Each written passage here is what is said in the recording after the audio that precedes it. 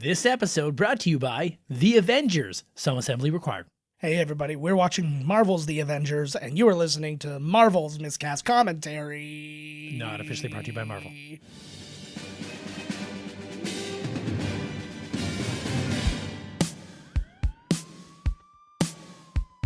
Welcome to Miscast Commentaries Movie Marathon. Before we get started, does anyone want to get out? With two guys actually crazy enough to get this done. And I have a bow and arrow.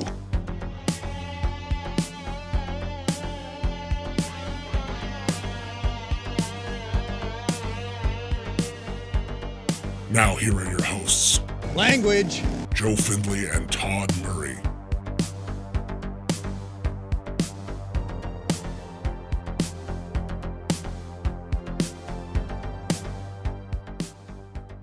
Hey everybody, welcome to Miscast Commentary. I'm Joe Findlay. Todd Tebow, the Sailor Murray. That's his superpower. That's right. What's yours? We have assembled. Here we are. All of the We're people there. together. We are going to see them all together. My throat is bothering me. I know, so it's bad. like it's caving in. That's exactly We what finally happened. made it. We're not at the end yet. We're nowhere near the end, but No. we've gotten to one of the major points. Yeah, this is like the first button, and like it really felt like it was the culmination, and then you realize, oh, they're nowhere near done. We're about a third of the way through this bad boy. The hardest button to button. Yes, Jack White said Oh that. yeah, especially his- after the Hulk grows huge and his pants are super tight, man. That's got to be a way hella tight button to button. Well done. Maybe that's what he was singing about the whole time. Yep. Give it up to Jack White, who also has is the theme song for Conan O'Brien's podcast. He is, Yeah, it's not the hardest button to button. It's some but other it's song. whatever. but It's one of their tunes. great podcast. Not quite as good as this one. Not but quite. I would say it's about 98% as You good know, as you this can't one. get. You know, So- sometimes you rise to the top. You know. Yeah, so get over here, Casper Mattresses, and Hell advertise with yeah. us. He's got Casper. He's got everybody. Damn. Everybody will advertise with Conan. 'cause Damn he's a it. fucking god. All right, guys. That's it for this episode. Yeah. Advertise with us. Yeah, just We'll be your advertise. corporate shill. I can Yeah, give exactly. us some cash. All of the rest of this time is just open space for advertising. Want to go to that? We'll wait. Okay, what were you going to say? There's nobody there. We don't have any.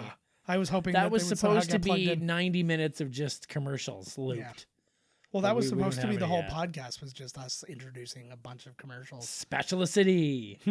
I would love to be sponsored by Spatula City Oh, absolutely. or So many Metamucil. spatulas. Metamucil will be good. Fucking right, man. That's like the greatest product going. That and cheese. Yeah, the two items that are most in battle with each other. on this Exactly. planet. Cheese, Metamucil. You want this, the circle of life goes on, man. Yeah. You know? Cram the hole full of cheese and unclog it with some Metamucil and a warmed up butter knife. Yeah. HIV cocktail, dirty needles. The whole deal. All flushed out. All flushed out. All right, guys, let us flush out a little bit more of the MCU by pressing play. Now. It's done. Nice segue. Flush segue like that. So this is our first good Marvel Flick through. flick through Is this, thing. this is it. Well, we've been This getting is now the Marvel. They've evolved. yes, This is the one. yeah. Starting directly off with the this Tesseract. Christmas light. Starring Tesseractly off. I would love a light. So Paramount still gets a look in this because they are still 100. until the end of this movie. They are producing the movies still, but they are part of the producing company, but they are not the distributors Whoa. anymore. Who's that? This is actually Who's kind that of talking? Is that interesting. Thanos? No, this is the other, is his name, and The he is Other. and he is played by. I'll find the name. Oh, yeah, this guy. Mhm. And this Oh. guy's working with Thanos, though, right? Because isn't Yes. he... He is he is like the leader of the Chitauri, essentially. Yeah, what's his deal? Why does he want to take over Earth? Well, he's doing it at the command of Of somebody who we Thanos. don't know. Who we don't know. Oh, no, whom he shall not be named. Yes, Voldemort. But That's right. But yeah, anyways, the voice that was Alex Denisoff. He's Allison Hannigan's husband, and Allison Hannigan was, of course, in Buffy, directed by Joss Whedon, and she was also in How I Met Your Mother, co-starring Kobe Smulders. So this is all over the place. I forgot connections. about Joss Whedon doing that Mhm. that show. Joss Whedon, man, he's got his hands in some classics. And then he did the Ultron one, and that was it, right? Yeah, as far as these movies go, So they had a falling out because he said something he shouldn't have at the board meeting. Yeah. Yeah, he said because they were talking about Brett Ratner, and then he was like, "Oh, you know what? I think that he shouldn't have said all that racist stuff." And they're like, "Get out of here! Get the fuck out of here!" Next thing you're gonna say is that Bryan Singer's Secret Boy Island is also not good. God, the X-Men universe is filled with some dirtbags. Oh my god, that guy's like Hollywood's biggest prevert. The guy's such a fucktard.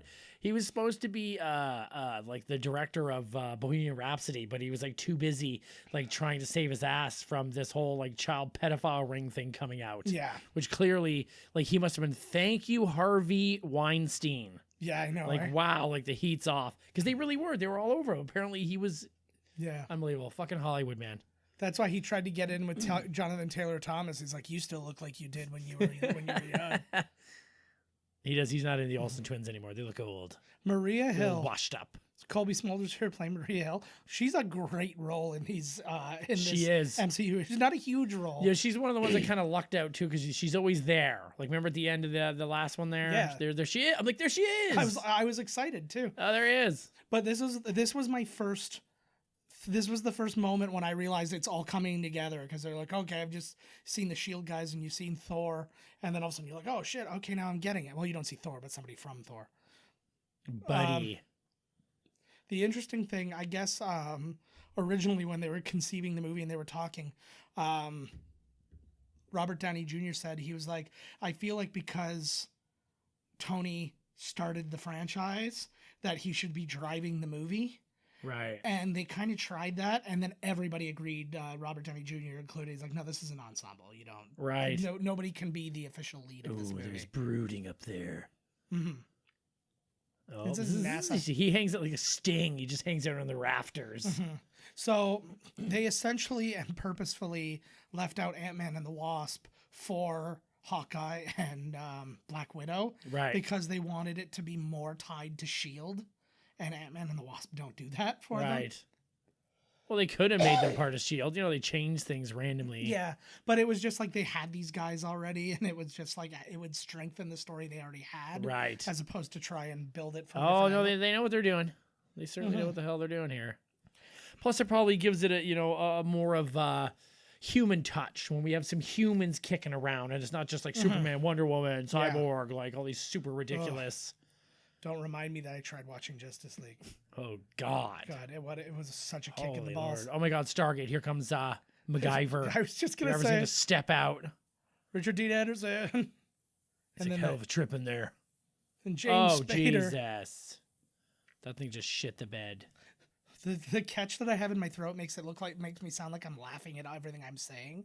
You should be. But It's actually just him wheezing, trying to maintain life. Look at that. It looks like a clawed hand coming. It looks like Freddy's burning hell claws. Mm-hmm. Yeah, I'm suffering from the post effects of bronchitis. Oh, here he is. Oh. There he is. It's a weird face because it's not a face you've seen him make in any he's pure evil during right Thor. Here. But yeah, he kind of also got his little Terminator moment, except he got to remain clothed. Bummer. Clothed, Didn't even get to see a side cheek. I know.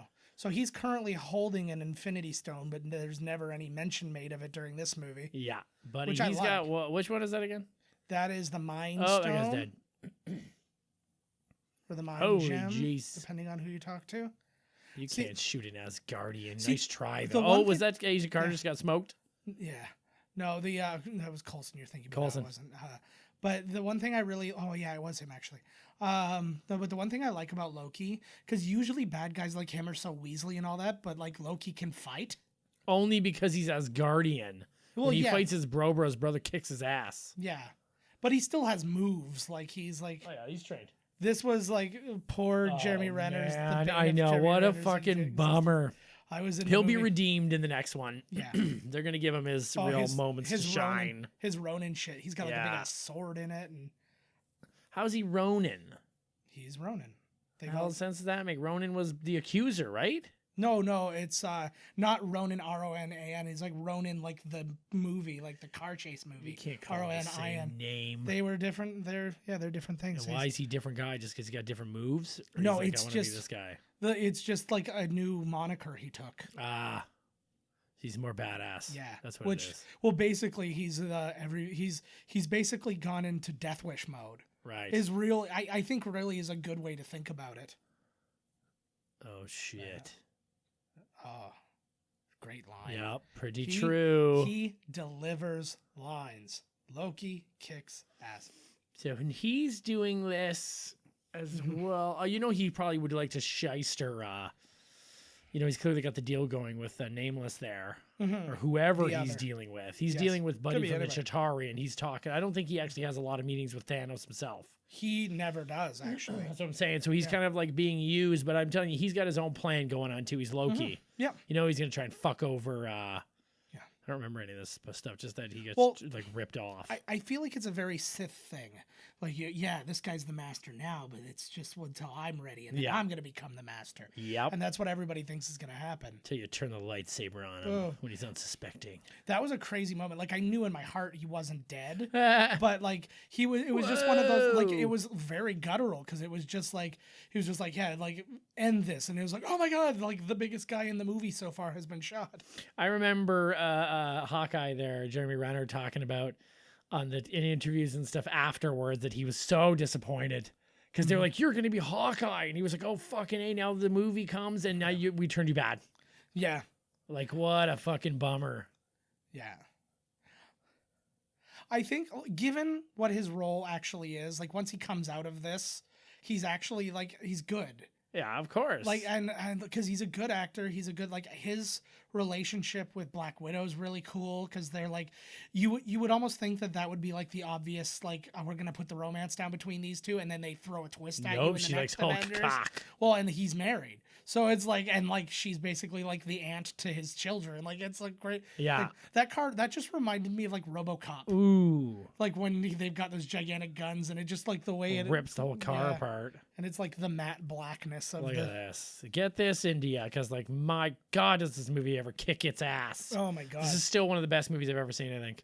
Oh, I love this movie, and like even when Civil War came out, I went back and watched this one, and I'm like, it depending on my mood, which one I think is better changes. Yeah, no, I agree. And all of his Infinity War was killer too, but this one is just so perfect. I find. It's I don't know what it's rated. Do you have any ratings on it, like IMDb or Rotten Tomatoes or anything? Because like, this movie kicks fucking ass. Yeah, this one is like, this one is almost argument proof. Like it's basically everything you hope for. Because that was the one thing is I think that this movie was the only one that you were really building up to. Like Infinity War and all these other things.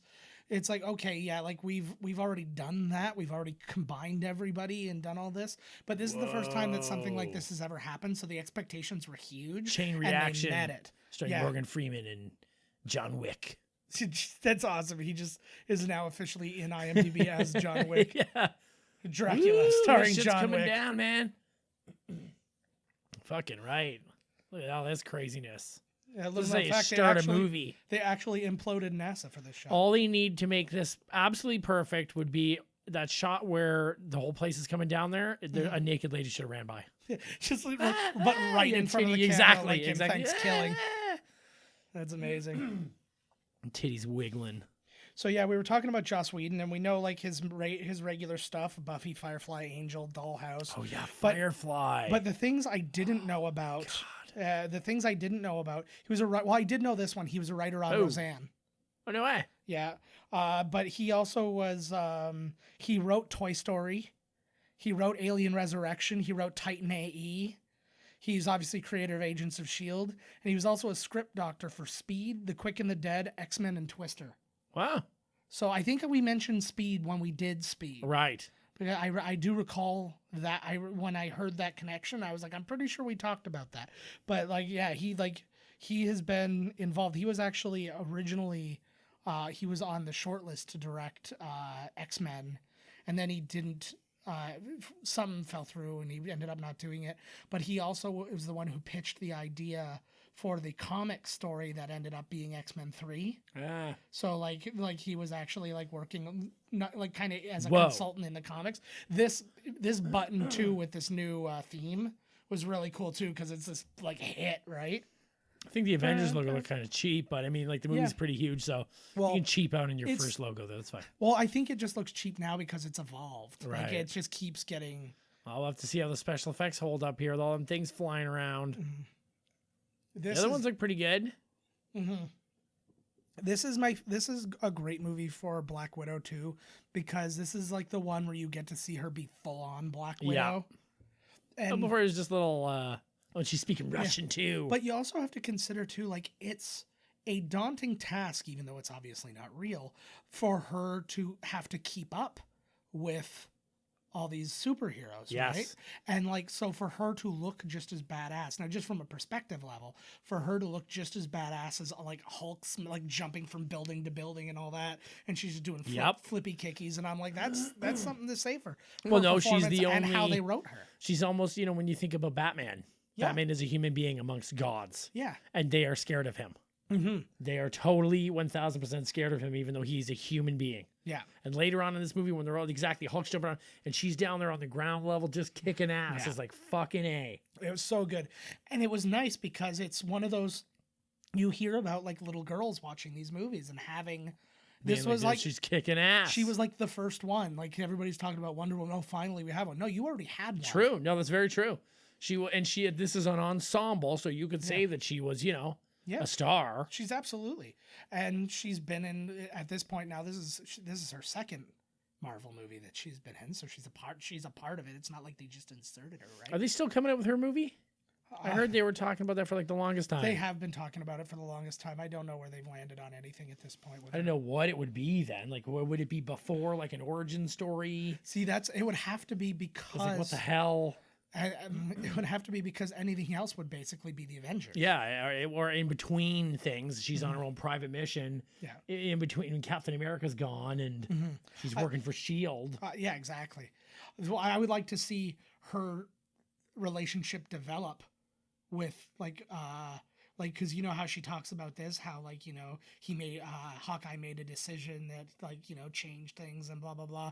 So there was a point where he could have killed her and didn't, and I'd like the opportunity to see that. Right. But the problem is, as time passes, these guys are getting older and older. Yes. But they're not old enough where you can cast somebody younger. Look what they did with Sam Jackson and Captain Marvel.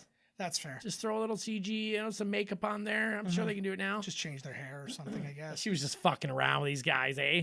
Oh, I love it. Trying to get some info. Whoa. It was so well talking written. about concussion. Yeah.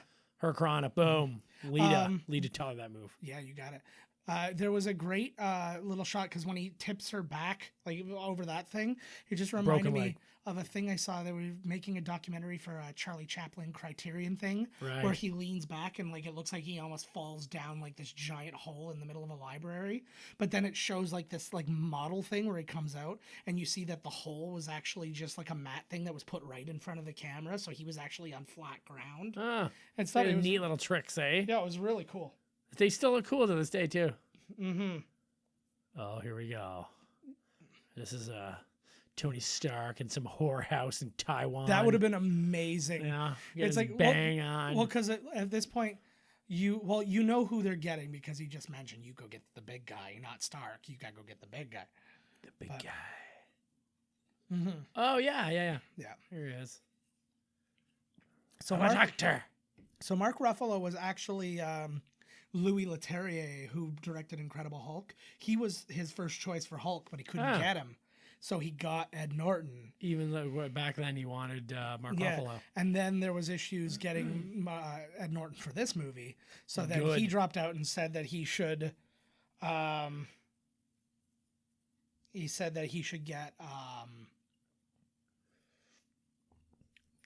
Mark somebody Ruffalo. else. Well, yeah, no, but he specifically said you should go get Mark Ruffalo, and then they went and got him, and he's perfect. I wonder why he. I don't know how they get these inspirations. These like, oh yeah, kid fucking just made $5, bro. I know. What do you mean though? Inspirations? No, where they see like he didn't. He just had a feeling that he would be perfect as Bruce Banner. Like as the Hulk. Yeah. Oh, I'm sure because they are friends and they've probably discussed this at length. Right. So because he's kind of like, oh well, he's like, I was thinking about it and I would have loved to have done this or done that, and he's telling me, oh, I'm getting to do this. He's like, oh, that would be such a cool thing to play, and then it came out and he's like, hey, somebody who's actually quite passionate about this, that original guy you wanted. But he's a great Bruce Banner. Fucking A, he is. See, this is the problem with the dual identity people. This is like the Bruce Wayne Batman thing. They are two different characters that you have to cast, right? And they have to be good in both. Right. Some people have been good at one and not the other. Not both. And so that's hard. And he's the one who's good at both. And I know it's a CG character, but he's actually the only person who's physically played the Hulk on set every time. Like Eric Bana. Like he's there being him. Mm-hmm. Like every other one is just a blank screen with stuff exploding all around, and then they just CG him in later. Whereas he was actually on screen doing he'd go like, "Arr," and like just do his flexes and stuff. He wasn't jumping from building to building. I like that.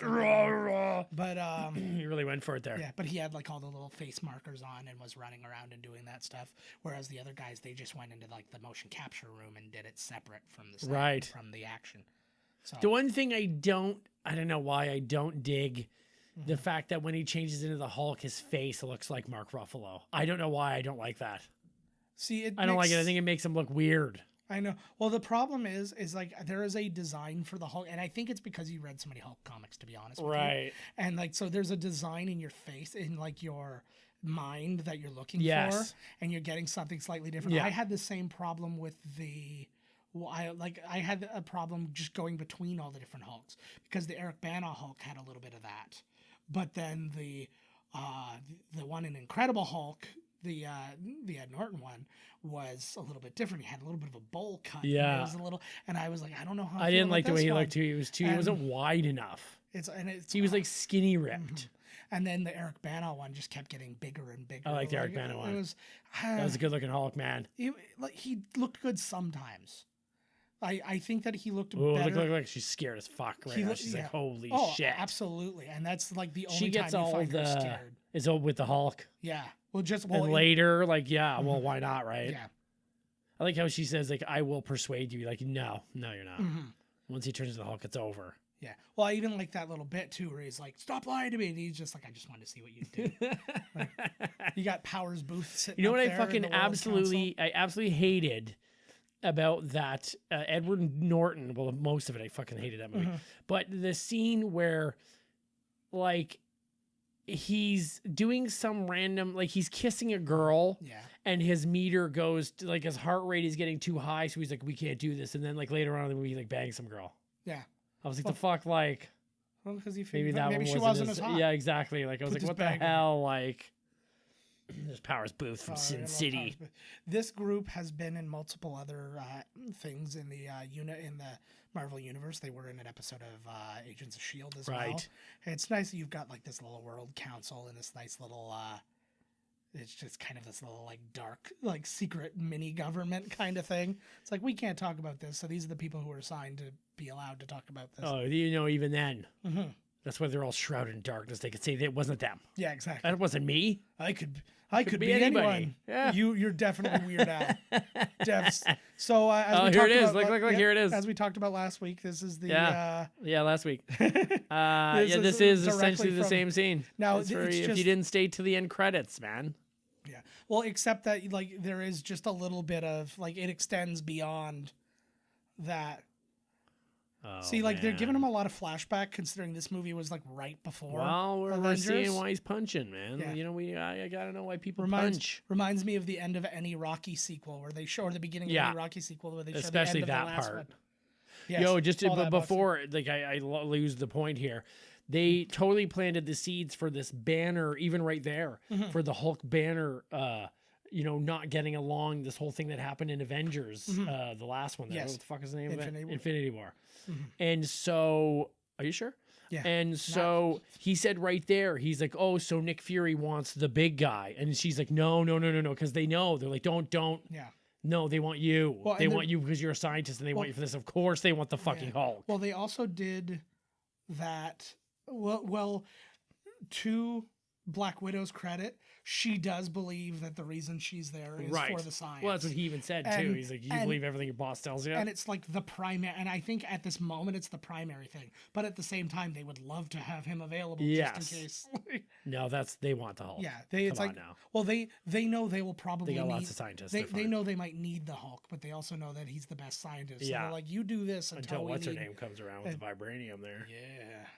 Jello, Hydra's secret weapon, blue Jello. Yeah. It's a mold.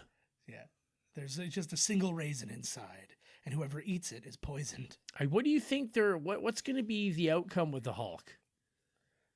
Because I saw these images of him in the new suit they're wearing or whatever, the new team suits. Do they come to some kind of agreement, an arrangement where he's like, we'll split the time? I have no idea. Maybe you can come out more often than just for fighting. And well, but there was also the fear that the Hulk would be the Hulk forever. Right. If he changed and stayed too long. And there might be, and it might almost be the Hulk protecting Banner, going like, you're dead essentially if I come back. So he's like, so it's like, yeah, what does happen when it's time? Oh, here he is. First time we see the man. And it's a long way. And this is a part of them agreeing that this is an ensemble piece, because he was expecting, or his original thing was, we should probably do it all with me and start with me. And then it's like really like almost like 25 minutes. We haven't even seen him right yet. We're just seeing him right now. Yeah, 22 minutes. And we're finally pretty good. Here he comes, Tony Stark. And they're doing easy. Well, if he wouldn't have said no, would they have gone that way, you think? If who would have said no? Like if Robert Downey was like, no, I really want to stick with me being the main guy, you think they would have done it? No, it's not up to him. No, so I know, but so would they have kind of listened to his input and put him more like... I think they would have tried to please him as best. They would have tried to look for a compromise, but I don't think that they would have just flat out bent to that, because they're like, no, like we don't believe it works. And last I checked, it's our $200-something million. So yeah, this is the new Stark Tower. Yeah, they're just in the middle of powering this one and stuff. I love the methods that they use to like take off his suits and stuff like that. Every room has to be a different way. So if I came into this room, it starts from the ass and just kind of disintegrates. This way, all these machines take it off. Well, that's what I like. In the rec room, I angrily take it off myself. Well, fucking boot. Fuck. Yeah. Well, and that's what I like because now they're doing like the nanobot kind of one, like in Infinity War. God, yeah, whatever. But it's nice because I was kind of over them trying to find new ways for him to put on his suit that takes 25 seconds to put on. So it's like, like the suitcase one, he like sticks in, and it's like, and like he could be shot 700 times. Oh yeah, no, it's like hold on. Yeah. I need 15 minutes. It's like when the really big Transformers start transforming. It's like, I guess I'll wait till I shoot you. But the woo, look at the old I know, eh? That all green diet she's got going on. Yeah. No, and she's probably got like a jade stone in her pussy right now. Absolutely. Yeah. Does it count as one of the Infinity Stones? You'll be down there for infinity. Because she's never pleased. I know. God. If a Coldplay can't please her, who can? The entire band. Mm-hmm. So there's Jarvis. Yeah. I like hearing this now. I love those phones too. I would like to have one of those. But I like now going back to this, and I've seen Vision, and now you go back to hearing Jarvis. And right. Like, oh wow, hey, I remember all that. And he knows her from this is awesome. Yeah. Well, because she's the one who's really been talking to him the most. I like the little joke there he made, because his first name's Agent. It's just a cute little joke. But also his name was in the first movie. His name was just going to be Agent. Oh. Because like he was supposed to be such a small role. It's like but they probably had a good laugh behind the cameras. For sure. So Zach Penn wrote this movie. He wrote Last Action Hero. He wrote the Inspector Gadget movie, Behind Enemy Lines, X-Men 2 and 3, Incredible Hulk. He wrote Ready Player One. Oh, nice. So, and he I knew that name somewhere. That's it. And he directed the documentary Ready Player One. I just can say Ready Player One again. He directed the documentary of Atari Game Over, the one where they were searching for all the ET cartridges. They found them in the desert next to a dead Ewok. Yeah. And Joss Whedon actually, like, he produced or something like that with there was a documentary about Comic-Con. It's called like Comic-Con Episode 4, A Fan's Hope. It was actually quite a good documentary. This is cool too, because you get a little bit of everything, and you actually see. So that's all we're gonna see of Incredible Hulk. So if you want to focus, oh my God, she's moving to DC. Oh my God, she's like, I can't deal with this. Oh my God, I'm gonna go where all the superheroes are pussies. I'm going to DC. Yeah, where all their mothers have the same name. So fighting them gets confusing. That would be hilarious. Oh, that'd be hilarious if they kept going and they were like, "Who's your human mother, Aquaman?" Oh, her name's Martha. Sex. Yeah, those shorts though are really doing it for me. Yeah, I know. I agree. And she doesn't even have like the kind of like ass that I'm looking for, but it's not one I'd reject. Oh, that Tony Stark's a jealous man. I like the little useless side story they gave for Coulson too. It's like, what about that cellist? Like, she's like, that girl you're dating. Yeah. But I think like what they did to, and it was such a cool moment. I wish they wouldn't have blown it in Agents of S.H.I.E.L.D. because like the thing starts and then like at the end of the first scene, he kind of comes out of the shadows and he's like, welcome to like level 4 or whatever it is, right? But like that was the reveal, but they showed that in the previews, so you knew he was in the show, right? Because it would like get people's interest. But it would have been way cooler if I didn't know that when I started watching the show and he came out. I'm like, oh my god, Coulson! They always ruin that kind of shit, but that brings people in too, that right? That one they didn't have like a choice. It ruins the mystery, but then you're like, oh, but I got eyeballs. Yeah. Like when they tell you a surprise guy's coming onto wrestling, and you're like, oh man, he could have just showed up. Yeah. It would have been way cooler, right? Like. That was like, I think the only surprise one I ever got, and it wasn't even that big of a surprise because they were rumoring it forever, was Chris Jericho's like debut. I love his fan worship here of Captain America. Eh? Oh, it's so good. But you would have to think that everybody would be like that because he was a real life superhero that just disappeared and then the man becomes myth, right? Where you're like, I heard he punched a take into space. and then right. And they also made comics about him. Like, so like the Marvel comic books of Captain America are a part of the MCU canon that were actually created about him and stuff like that. You actually saw in Captain America somebody reading Captain America Volume 1. Right. Don't believe your own hype, Captain America. Exactly. Oh, there's always bad guys in a giant lab, labbing it up. Yeah, why can't it be like a nice high-tech lab? Why does it have to be like where the Ninja Turtles would live in the next movie? Oh, fuck. He's going to Blockbuster. This guy has no legs. Yeah. Is he floating? What's the deal there? Yeah. There you go. There he is. He's there. He was just blocked. He's a very... Okay. I don't really touch on that guy, eh? Like... No, maybe he'll be in... so he's the leader of the Chitauri. Yeah, you'll notice he has 2 thumbs, though. Oh, yeah. Look at his hand. I've never noticed that before. Oh, neither did I, actually. Good eye, bro. Yeah. You got the thumb eye. Got that thumb eye. Oh, he's like a cat with extra toes. I feel like the second one, like the idea of the opposable thumb is a big deal, but like what's the second one doing that the first one isn't already doing?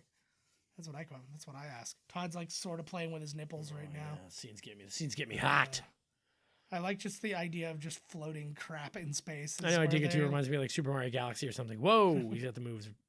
Oh, and his hands are fucked. Yeah. Little confession, I never played Super Mario Galaxy. Oh my god. And now it's too late. It'll come out on the Switch. I was gonna say until Wii U Classic. Oh, I can't wait until they bring that back. I don't know where it is. Mm-hmm. Oh yeah, that was on GameCube. Galaxy was on GameCube. You go to my yes. I thought Galaxy was on Wii U. That's 2. Oh, okay. Oh no, wait, you might be right actually. Yeah, I think it was the Wii. Luigi's Mansion think it was the Wii. Yeah. Well, yeah, Luigi's Mansion was the other one. They don't have very good dental care in space. Whoa, there goes a friggin' sandworm. Yeah. It's one of the Whoa. It's one of the behemoth or not behemoth, what do they call them? I don't know. It's gone.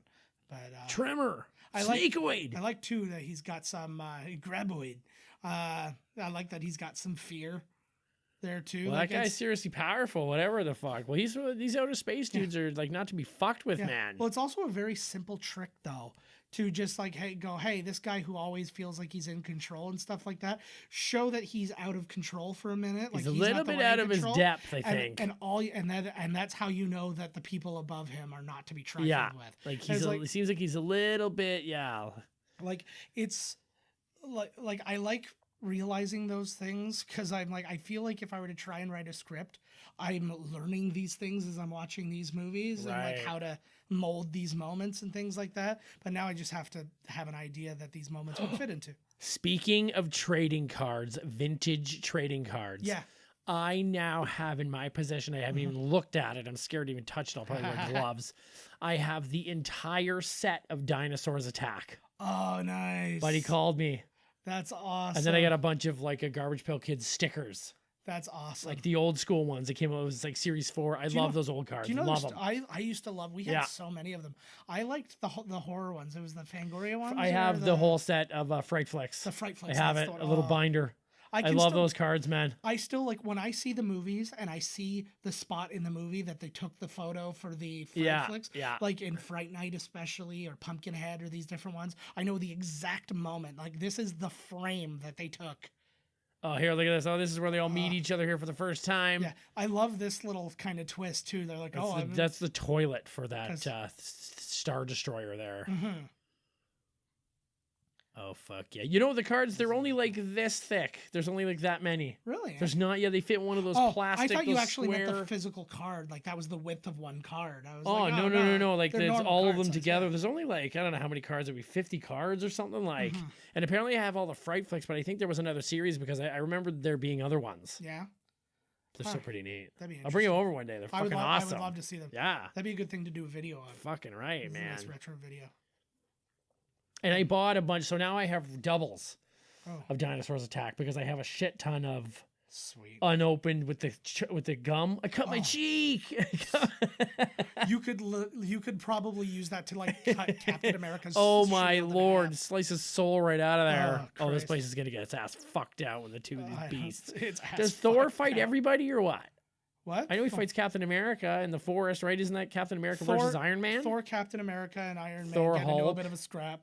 Thor and Hulk have the biggest scrap, and then we gotta wait And later. in the end, Colby yeah. Smulders is hot. As I know fucking she hell. is. I mean, come on. Like now. Taron Killam nailed that down. How does this thing like? It's something about being on Saturday Night Live can get you a woman. Colin Jost is dating another woman from this movie, fucking Scarlett Johansson. Oh yeah, they're still actually going on. I thought they Yeah. just banged backstage. Well, or and that something. was the thing, but no, they're together. They've been on like red carpets together and shit like Oh that. no shit! Like, good for you. Good for him. I He's saw a like picture- literally like has literally no charisma. Yeah, I saw a picture. I don't know which how is, that man's even in anything. Well, it's actually why he's perfect for Weekend Update. The news. Because he's a news dude. Oh, he just won a bet. Yeah, I What liked was the that bet a lot. again? It was he was like I've seen so much like nothing surprises me. He's like, I bet you $5 you're wrong. Ah, And he's like, oh, that's the one. You actually give him 10. yeah, or whatever it was. Oh, great. Yeah. When I just turn to the hook and tear the fuck out of this place. I love you, Agent Coulson. I love you. This is how I feel like when I feel like Bruce Banner when I come to work sometimes. I'm sitting there, what's the situation? Because I'll be coming in and I'll see people scrambling and I'm like, I'm not on duty yet, so Oh, I'm just so gonna you're kind of like, walk oh, around and get fuck. this, Yeah. like get the Get give the me the vibe. let me know what's gonna happen and I'll tell you how you're gonna fix it. Yeah, and you're not even working. And right? I'm Then not you even walk into doing just it. insanity. You're like, oh, here we fucking go. And the people who are present are perfectly capable. Now, of yeah, fixing now I it gotta without do me. something. Start early. I get paid for it. That's how I felt. I remember when, like, on 9/11 when I was doing radio, and I remember I was at home when it happened, when like the planes hit, and then I got in the car and went right there. I'm like, we've got news to report. And I'm like, what a fucking bullshit. We've got news. Suddenly you're a newscaster. We reported our asses off. We were 4 straight hours of like our entire day in the radio studio. They We were fucking destroying. They changed him back good in the end. I remember him throwing some arrows around. Oh at yeah, the yeah. end. He goes back. Yeah, it's not the whole movie. Yeah, so what the It's just- frig, Clint Barton? At least you got lots of screen time being a bad guy. Yeah, Not lots of screen time, but look at those blue contacts, but look at those baby blues. I know. People who do archery in these movies always like make me want to kind of try out archery. I'm just like, oh, just give it a shot. I love it is just a how we cool get weapon, eh? the cards again. It's set. That Yeah, seems like that's not. cool. That seems like a long time if you really want to collect something. So there's Oh, Sitwell. fuck. We see him a lot Bidwell. more later. Oh yeah, sit well. Yeah, man. There Very he is, important sitting at the later. old computer. He wears the shit out of a suit.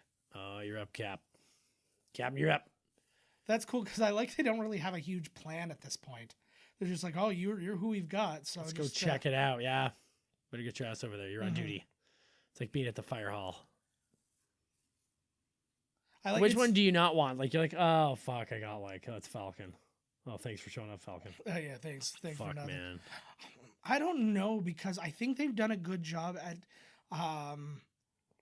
like I think they all look establi- pretty no, cool. but they established these people as badasses in their own right. Like, Yeah. I might not be able to be the Hulk, but I'm like, whatever. Like, Falcon's pretty cool. well, they sell Falcon huge being like a para-rescue guy and stuff like that. Like, his job is protecting other people and rescuing them and stuff. Well, in And Civil that's War, he's been- got some cool shit fighting know. Spider-Man and know. Spider-Man, like badass. Yeah.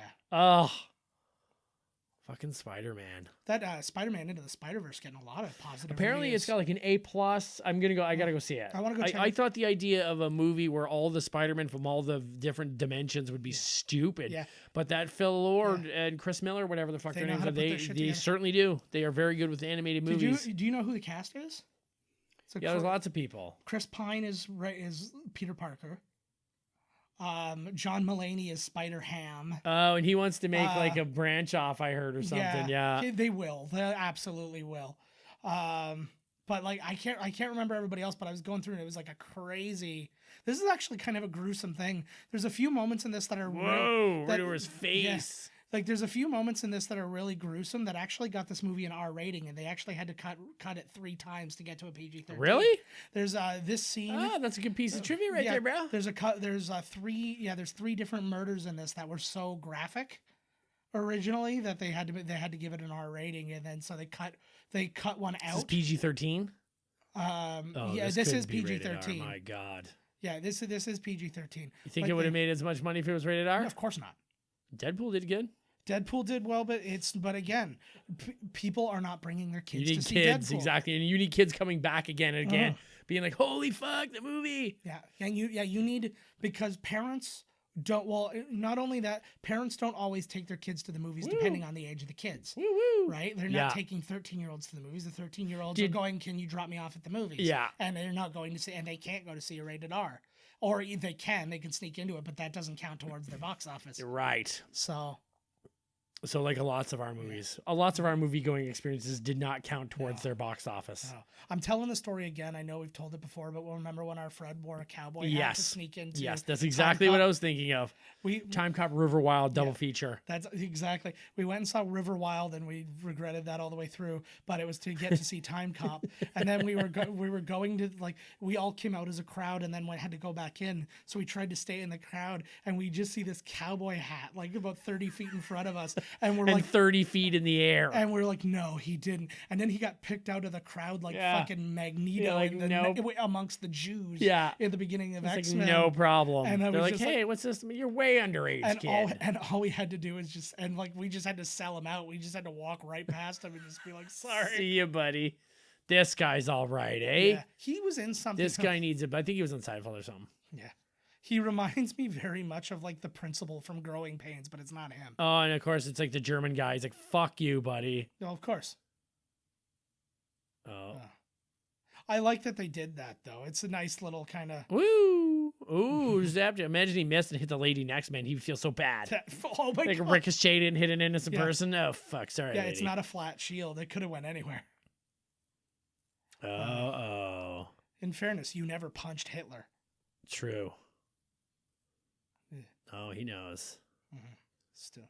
Oh, he's got backup. Yeah. Black Widow style. She can take that. Beep beep beep beep beep beep. Wham. But this is a great, this is a really good Iron Man moment that we get in a second too. I think he kind of hurt him there with a hit. I think he was surprised. He kind of had a look that was like, whoa, like. Well, there's no reason really that one-on-one Loki wouldn't stand a chance. Like he would at least stand a chance. Oh my God, he's an against him. Asgardian. My God, Exactly. like, come on. Like he might not be as strong. Like What, but as to say- Captain as- America? No, like as physically. I think strong. Loki is stronger just because he's Asgardian than Captain America. Yeah, I don't know. It's just Like I- Captain. I- oh fuck. this is a great moment. I really like this because it's perfect for character. They changed to Joss Whedon insisted that they change the way that Iron Man flew. That's why he's got the rockets on his back now, because he didn't like that he always had to use his hands to fly. So he wanted his hands to be able to be free so he could shoot or he could do stuff with his hands if he wanted to, because he felt it would be easier for acting. I'm actually not a huge fan of this Iron Man suit compared to the other ones. It's a little all right. it looks more like a cosplay of an Iron Man suit Yeah. than Maybe he had to borrow some sweet cosplay one because he broke all of his. yeah, he hit up Comic-Con and he's like, this one works for some reason. This is nanobots still. like This he's- is all part of his plan, dummies. But like they did a really good job. Like this reminds me of like picture like the most perfectly written play. Everybody gets the best entrance. It's like you get a pretty cool like weird flashback entrance with Captain America. You get that awesome like Iron Man landing. I know Tony Stark's already been in that, Right. but and now you're about to get your Thor opening, and it's just Oh, like yeah. you have that hero's welcome kind of thing. He's a saucy one. Ooh. Here comes your big bro. No, he's the big brother. Yeah. It's not even his No, real brother. he's a no friggin' Loki's the married little in. brother. Yeah. Yeah. I like that too. I picture again. I want to make another little short where it's just a thunderstorm, and he's just like, "Oh God, Thor's coming," and he just like Oh, hides. it's like it's just a thunderstorm. Yeah. Yeah. Oh yeah, get your shit on, people. What the fuck was that? Oh yeah, this is like right here. Yeah, there's more action. Mm-hmm. You could have just stated your, your intention here. Yeah, exactly. Yeah, he's coming with me. That's Like, awesome. what the fuck just happened there? He looks a lot. He looks a lot different from what's it called? From the first Thor. Like he looks a little bit older already, even though not a lot of time has passed. I don't think that he could catch up with Thor flying. I don't know. Yep. I like this though. Like that is the pure American response. Yeah, there's only one God. He's the Colonel from KFC. Yeah, exactly. I actually saw because when I was in the States today, I saw somebody. This is fucking sweet. Yeah, he had a bumper sticker that said it was just a gun pointing directly at me. Yeah. And it said, "Think twice, cause I don't." I'm like, oh, that's a good thing to say. That's wicked. And then my stupid ass cousin has like he had a big thing about like banning bump stocks doesn't do anything. I'm like, you're such an idiot. He's like, people are still gonna murder people. I'm like, okay, so let's just let everybody do it then, right? It's like people are still gonna do meth. Let's get it out on the streets. Then, like, Nobody believes in that shit anymore. Ugh. All they believe in is the lies. Yeah, you just see. I like this is a nice moment with him too. Eh? It's like, hey, buddy, we're still brothers. I love you. Give me hugs. Whoa. They Pretty jaded right now. Pretty dark time for Loki. they still allow their dialogue to be very kind of Shakespearean and stuff, which was nice. Tossing him into the abyss. Yeah, do you remember what you did back there, bud? Yeah, it was not good. I think that Loki should be alive in the next one, and he should be played by Matt Damon. Matt Damon. Matt Damon. I wonder if people do that to him on the streets. Somebody has to have done it. Oh, God, yes. He must hate it. It probably happens all the time. That's why he's a recluse now. I feel like because he just hosted Saturday Night Live this past week. Those two ravens there, that's a big deal because in the comic, Odin has two ravens that are like his spies. So that was his spies going and reporting on the comings and goings of his kids. Damn kids. Their names were Hunan and Munin, I think. Hume Cronin. Yeah, that's what I actually, no word of a lie. My first thought. Okay, you know what? It's taking Yeah. a long time for Iron Man to catch Human- up, so that's cool. Yeah. Yeah. Well, he's probably also got a scan for him, too. He's like, where the hell did Yeah, they where land? the I don't fuck know. are these guys? Thankfully, he's got stuff. Ooh. It's another one of those silly things, but I like just the thing coming to you, like the I hammer's can't just wait coming to see him rock with the new one. Oh yeah, With the arm, The with Stormbreaker. Groot's arm on it. Mhm. Holy fuck, he just wailed him. Yeah, you got a little bit of it in the last movie, but they changed his hair or something. I'm trying to think. Who, of what, Thor? Yeah, like I'm trying Yeah. to think of what about him looks different. There is something. but That's, he does look a little older. I think maybe the darker beard or something. And and it's also they didn't dye everything blonde because like his eyebrows were blonde Right. and stuff in the other movie. yes, they were actually. But he So- was out in the sun. He was out in the desert the whole time. Yeah, but He's in New Mexico. I love Thor. I love that he's willing Oh. to shit talk him that bad. Yeah. I Loki's up there like, fucking hey, thanks, metal man. I like the sound of the hammer coming back to him. It sounds like it's in reverse. Like I feel like what they did is they dropped a piece of metal and they recorded it and then they played it backwards. Like, I don't know that for a fact. That's another piece of research, but that's what it sounds like. If you hear it, it has this kind of, like, you know, when you drop something, it goes like, boom. Right. I picture it go, boom. Like, that's kind of the sound you're getting. Yeah, it's kind of like a medley kind of, oh, fuck. Oh, Oh, yeah, I this love is like, this is pretty neat. Sweet. That's awesome. So that would, you know. But I like that it didn't like harm him. It just knocked him. It's just like I think that they're very fair to their characters about like their strengths and stuff like that. I think that Thor gets more powerful, but the only way that you could even, I love that, just the streets ripping apart everywhere. That's awesome right there. Yeah. But Thor like, also comes into his power as like a right, king, as it goes on, but there you go. Yeah. The only way you could Iron Man would even have a fighting chance would be because his power just got raised by 400%, and he's still like no match for him. It still didn't do anything. But it's another thing I like too, and I think it's a big difference because we've had this debate of Thor versus Hulk multiple times through the thing. Another big difference between Thor and Hulk is control. Like Thor is always in control, whereas Hulk sometimes isn't. Yeah, exactly. And, well, in that at which that works point, again. That's awesome. Yeah. Hey. Exactly. Calmer heads prevail, boys. I would have liked one of them to like that was cool. Who did like that?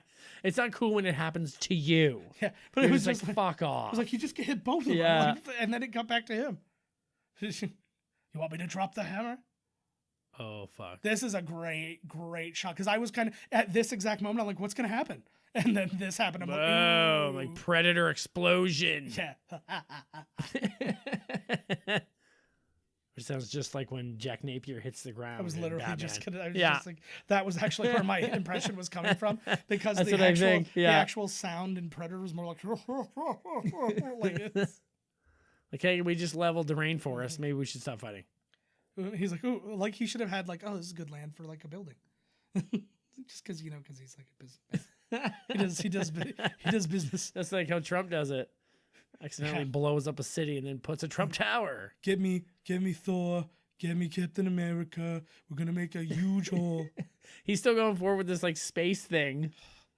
Anything. I don't know how long he's gonna be in there, man. His lawyer dude was literally like, even what, like, if I'm not mistaken, even like the prosecutor was like, do this to him. And the judge was like, he's getting way worse than that. Yeah. And then he's like, I'm going to go back and deliberate for a week. Well, that was it. He needed cooler heads to prevail. Yeah. He's like, I am not, like, I'm so mad at you right now. He was fucking pissed. I might give you the chair if I give you. Yeah, he was like so mad. And now they just found out that all the Trump, all of his charities are like his personal piggy bank. Like a lot of shit's coming out now. Like we already knew all this shit, but like it's basically everything we always knew is now coming out. But my favorite thing is Giuliani keeps coming out, and every time he says something within 24 hours, he's proven to be a total liar. Yeah. Because they were talking about some specific thing, and they're like, oh, he didn't sign that paper. That wasn't never his signature. It was somebody else. And then literally, like I think it was like 18 hours later, it comes out. Yeah. He's like, oh, we have the document, and Trump signed it. Like it's got Trump's signature on it. And he's like, oh, blatant. Like, nothing will happen. Well, the problem is, no, they actually say like he's not going to go to jail, but his business is going to be decimated. Yeah. And probably one of his kids is going to go to jail. Yeah. And like because Junior. Yeah, Junior's kind of a Junior. Ivanka's too pretty. Oh, this is what he wanted. Mm-hmm. He wanted to get the Hulk going. Yeah. Don't they think they know how powerful this guy is? You think this little stupid thing's gonna hold him? Yeah, well, it's worth a shot. You have to right. You can't just not think of a solution, right? You're just right. Like, well, I don't think we can kill him. All right, well, I'll kneel when he asks me, I guess. Yeah. Unlimited power. That just made me think of the Emperor in Revenge of the Sith. Unlimited power. Oh, wow. That's what I say after a good dump. Yeah. Unlimited power. Mm-hmm. Somebody hits the shut up. Yeah. So apparently Natalie Portman was supposed to, because they make a comment very soon about Natalie Portman's character. Lady. But apparently she was supposed to make a comment, make a little appearance in this. But she was pregnant, so she couldn't. And right. She's pregnoid. Yeah. He knows a lot of the information, though, eh? An army. Space Yes. dudes, bro. See? An army from outer space. This is probably what gave Trump the idea. He was watching he was falling Yeah. asleep and he heard an Space army Force. from outer space. He said, I'll go get you in space. The piece of chicken falls out of his mouth and but it like drags down in a slow grease trail, like a snail trail of like. No, and then it stops because it gets trapped up in congealed other grease. crap that came out of his mouth Oh. earlier in the evening. This is one of my favorite jokes in the movie. Killed 80 people too. He's adopted. See, this was also the best mix of humor and serious. Yeah. Too. Keep level 5. Oh, he'll fly ya. And see, I would go out of my way if I had the opportunity to befriend an eccentric billionaire. I would do it in a heartbeat because it's like, oh, you know what? I'd really could go for some pizza. So let's go to Italy. I'll get you back by tonight. Yeah, what the fuck? Look at that. You see your what's her name roll her eyes, Kobe Smulders, right when he comes in. I know because She's like, oh, I like that he improvised a lot of this, and they let him improvise a lot. And again, it always works. So why wouldn't you, right? But that man is sounds exhausting. I know. That man is playing Galaga thing. He just improvised, and Joss Whedon liked it so much that he inserts the Galaga thing Right, after the guy. the fact. Like, Oh, he just bugged them. I do like though because he is one of those. He's a braggart that delivers. Yeah. Because he's like, when did you He become backs it last up. night? He's like, I legitimately did. Kelvins. 1.21 gigawatts. So do it too, I think. Yeah. Who's this Kelvin? Go talk to Kelvin. I mean, who the fuck are they even talking about? Just go talk to that guy. Isn't he the one from, or the other guy from Good Burger? Oh my God, that's exactly, yeah. I think he just came out too and said, like, let's do a Good Burger because he has nothing going on. So he's like, yeah, Keenan, like, give me money.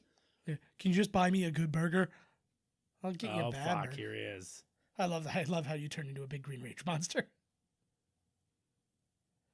Oh, yeah. He's good though. I love, like, he's done so much with his body in this. Like, the physical work that Mark Ruffalo is doing in this movie is like unmatched. Like right now, just as Banner, he's just like doing these little things. Unsure. It's kind of shuffly. What did he say? It was he mentions the flying monkeys thing. Oh, right. He mentions that he understood. I got that one. Yeah, oh, yeah. I got that reference. There he is. He actually didn't want to say that line because he thought it would make him look stupid. But then when he saw it with a test audience, and like everybody roared at it because it was like it plays as, hey, this is actually something I remember. Right. I got that reference. Yeah. Yeah. So because Wizard of Oz may have been one of the last movies he saw. Pretty much. Yeah. So it was 1939. He may have seen it. like Actually, he was at the movies several times during the movie, so he's seen other during ones, the yes. That's but right. I'm sure he remembered it. I like that they do. I like that they still make a lot of mention to where I was going to say.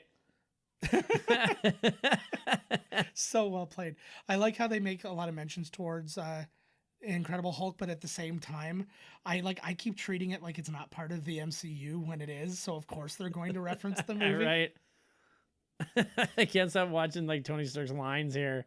I know. He's such a turd. And he's got the best part about him is he has amazing chemistry with everybody. and I think that I can't actually think of any two people who have bad chemistry in this movie. Nobody does. But anytime you put Stark with somebody, it's always like the most all-star version of. Yeah.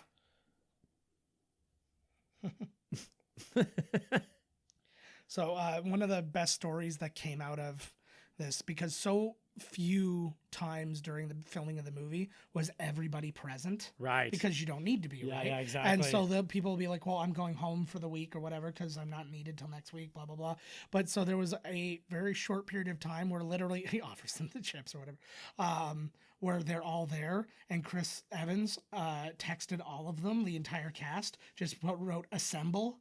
And they all got together and had this gigantic like blowout party. Nice. And Clark Gregg says to this day, it's the best text I've ever received. Assemble. And it's just like, they all assembled again too to get their tattoos. Yes. That was I think was that going into the third or the second movie?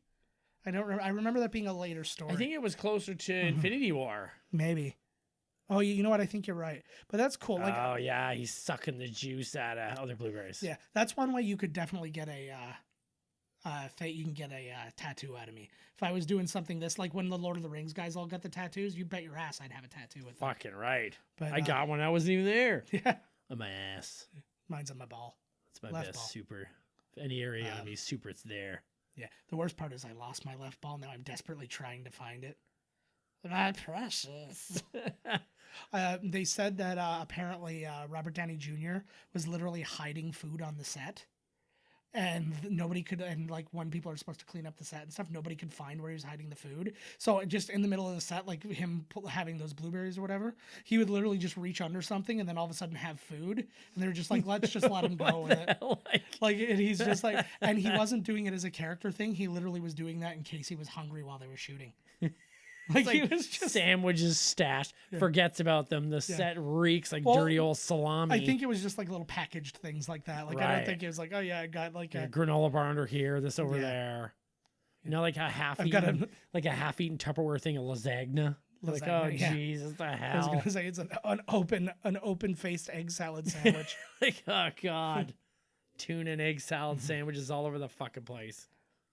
That's one thing I liked about Incredible Hulk in this is they got a lot more into the feeling of being the Hulk. Like Eric Bana just had that one scene where he's like, and you feel this boom, boom, and it was in like the trailer and stuff like that. And I'm like, it's a good trailer moment, but it's not really whatever. Like these guys are talking about how afraid they are and stuff like that. That it's actually right. Like they're like, I'm in it and I'm experiencing it and I can't do anything about it and it's terrifying. He's like, I'm watching people shoot me in the face and there's nothing I can do about it. Which one was that one? Well, just now he was just saying. Oh, like, right. He's like, I don't have armor. He's like, I'm completely exposed, and he's like, this is the one where he says I tried to put a bullet in my brain and the big guy spit it out. A little bit, yeah. Which actually was a scene in Incredible Hulk. It was a deleted scene. Where he actually is turning into the Hulk to stop himself from doing it. But then they did the video game version, so they deleted the scene from the movie, but the video game version still references it, and you actually see the Hulk get up and he spits out a bullet, and then the cutscene kind of starts from there. So literally, you go into a video game where he just tried to kill himself. Nice, good way to start off a slapstick journey. I feel like that's how every single Grand Theft Auto should start. One of the spitting a bullet out. So the introduction to the characters. What is this, vibranium? No, this is crushed up pencil lead. They talked specifically about what it was. I don't remember. Yeah, it's crushed. It's whatever. It's the oregano that people use for fake weed. Oh, there she is. Yeah. But originally, I think like she was supposed to have like a moment where somebody said, we're going to send you off to blah, blah, blah. But this was actually a much easier version. Way easier. Way better. Hey, remember this girl? She's not in this movie. See ya. That's basically all they needed to do. I wonder how many times he's seen her. He hasn't. Whoa, he doesn't see. Bummer. When he sees her in Thor 2, it's the first time he's seen her since Thor 1. Holy fuck. She's pregnant. She's got some other dude's kid. Yeah. How do you deal with that? My ex is coming over, flies, and it's Thor. Yeah, exactly. Like, shit. Oh, for fuck. I would step aside. Oh, I'd be like, fuck this. I'd leave. I'd be like, I'm not fucking you. I'm only here because he's gone. Yeah, like I had that moment in Castaway when I was literally thinking the same thing when I said that. Yeah, because like he comes back and like I'm sitting there as the husband. I would actually have I've thought about this. I would actually have a conversation with my wife. He didn't have they didn't have children as far as I know. Excuse me. But I'm like, as far as I saw in the movie, she didn't have children with this other guy or anything like that. I would sit down with her and go, I will not be upset if you say you want to go over there. I totally understand it. I will let you take some time to make this decision, whatever you want to do. She just went to the parking lot and made out with him for a while in the rain. Yeah, if you just want to give him a couple of reunion fucks or whatever, I'll sit in the other room. I'll sit in the other room. No, you can give him some reunion fucks. I ain't gonna be there. Fuck that. I want to be there. If she gets to bang Tom Hanks in the rain, then you get to bang the hot next door neighbor then. I know. I'm begging. It doesn't make it any better that he was gone for 3 years and you're still in love with him, blah, blah. I'm going to be balls deep in Wilson. Yeah. That'll hurt him. If anything's going to hurt him, it's Hey, what's this face made of? My blood. Oh. Good. And you've been just Take that, Tom Hanks. And you've just been living out in the dirt naked for 5 years? If Tom Hanks is in the room while you bang Wilson, is that cuckolding? No, just like in general, actual Tom Hanks. Yeah. No, Tom And you're Hanks gonna cannot fuck a cuckold you. volleyball. No. If anything, I feel like I'm getting the better end of the deal. Fucking right. Mhm. You definitely not. You don't want to be that fucking soccer Ugh. ball. God, they draped her properly. She's aight. Yeah. She doesn't have Agent Carter boobs or anything. I wasn't into ass enough when this first came out, but now I'm more into ass, so I appreciate it. I'm more into ass. No, but they say that thing. They're like, as you get older, you're not so concerned about boobs, and you get more kind of into the ass and stuff like that. And I found that balance range. has I like shifted. them all. I like it all. Oh yeah, I don't. It's never. Although you're right, though, I'm really not the even the girls that I look at. In dirty magazines and all these things, they don't have gigantic boobs like back in the day when all my posters were Jenny McCarthy with her big ass fake titties. Yeah. Remember when I shoplifted that Jenny McCarthy Playboy for Fucking right, I do. And what was my compensation? What was my compensation? What? Tell the world what you paid me to do that. What? A Frosty. Oh, that's right. Yay! I forgot that. I thought it was that I told on you. I thought that was your gift. You sold me out. I watched you in the mirror and I was like, oh my God. I remember that. Like, No, that was because there was one that was when I took one from the store. I also stole your barber's Playboys. The barber's, yeah. I was like, oh my God, he's cutting my hair, and all of a sudden I look and I can see you stuffing magazine. I think down your pants, up my shirt, and up then your shirt, and then down the my pants. And I was like, oh my God. I was like, I hope this guy is like really into doing my hair here, and he doesn't glance into the fucking mirror. I was very good. He was. You were really good. It wasn't something you could be like the world's greatest thief. It wasn't something I did. Yeah, I was like, I'm the Ocean's 11 of taking a magazine. Right. I just watched that too. That's hilarious. You The end of that movie, like I just saw it. Yeah. The end of the movie, Brad Pitt pulls up with Julia Roberts. Yeah. And they pick up George Clooney from prison. He goes, oh, I brought something or whatever. I brought some of your belongings. And he opens the door. And then as he's getting into the car, Julia Roberts says, we need to get him a girlfriend, referring to Brad Pitt. Yes. I'm like, what happened in the car just before they pulled in that she says that line? Yeah, was he hitting on her? Did she just blow him? Like what just happened? That would be amazing. He's sitting there. He's like super desperate. He's like, "Will you just watch me masturbate? I haven't had or something." Yeah, and then because I was like, "Why did she just say that line?" It's probably I'm guessing because he's always so busy and he's probably talking about the next job or talking about this or that. And he's like, he needs a girlfriend. He needs to fucking chill out. Right. I really like too. Okay, that's pretty good actually. I like how well she plays him in this moment. Like, yeah. And that was actually the moment when she makes that like whole face. I was like, oh, you're totally mewling. What do you call her? Mewling Quim. And I was like, but you're a monster. But like right when she did that, I'm like, I feel like she's playing him because that's not her afraid face. Yeah. We've already seen her afraid face. Boom, played her. Huh? He's like, what? Oh yeah, he did say what? Got it. I love that, and he's like, I'm so busted. I feel like he should be able to get out of that class. Oh my God, totally. Come on. He's playing him. He can. He wants to be there. Yeah. The only way that his plan will work is because he's got to keep them there together. But now he's been busted. Why doesn't he just break out of there and get to Hulk and like do whatever it takes to make him flip? He's still got to be there for some reason. Yeah. Yeah, he's just chilling. He's like, I'm gonna let this sort itself out. I'm gonna just take a break. Yeah, take a breather here. He's like, I don't know if you know this. I've been traveling through wormholes for the last couple years. Wormhole. I like this too. I'm gonna do this my way. Yeah, fucking right, Rogers. Uh-oh. Tesseract weapons. That is not a good. So yeah, so this was $220 million movie. That's what it cost to make? Yeah. Whoa. And it was #1 for 3 weeks. It beat Hunger Games its first week. Dark Shadows. Oh, okay. That was so like the second week. Dark Shadows came out, but it still beat it. Then the week after that, Battleship and the Dictator came out, and it beat both of those. So not huge competition for them, really. What to expect when you're expecting. Then MIB 3 came out when it was in week 4, and it dropped to #2 at that point. Right. In the whole grand scheme of where it is the highest grossing domestic and world of any of the ones. It made $623 million domestic. which is almost How double. much domestic? 623.4 million. Oh, yeah, this movie cracked $1 billion, didn't it? Yeah, and it actually almost doubled Iron Man's domestic take. Right. So that was the second highest. Wow. And then it made 1.52 billion, which it was Iron Man 2 was 623 million. So it was more than double worldwide what the next highest one was. So this one basically confirmed everything. Like when Thor makes less than Iron Man 2 and then Captain America makes less than Thor, they're like anybody else would be worried. They're like, nope. They're like, we're going to do this. And then Avengers comes out and it just like, it makes almost as much as the other movies combined. Combined. Like, told you. Probably more, for God's sakes. Don't they understand that they're being fucked with? Yeah. Well, they see it. Oh, a cloaking device. Well, I like that. And I like that too, because the idea of their cloaking device is that reverse camera thing. So it's shooting up. So as soon as they come up to its level, they'll be able to see it. You can see it. So I like that a lot. Oh, look at the eyes on him. He's been up all night for drinking Red Bulls and you know freaking. full well he's been working on that like little air, like that bow I would move. It was like he's probably sitting in his trailer doing that like crazy. He like throws out his shoulder. I'm like, I can't shoot. What? Yeah.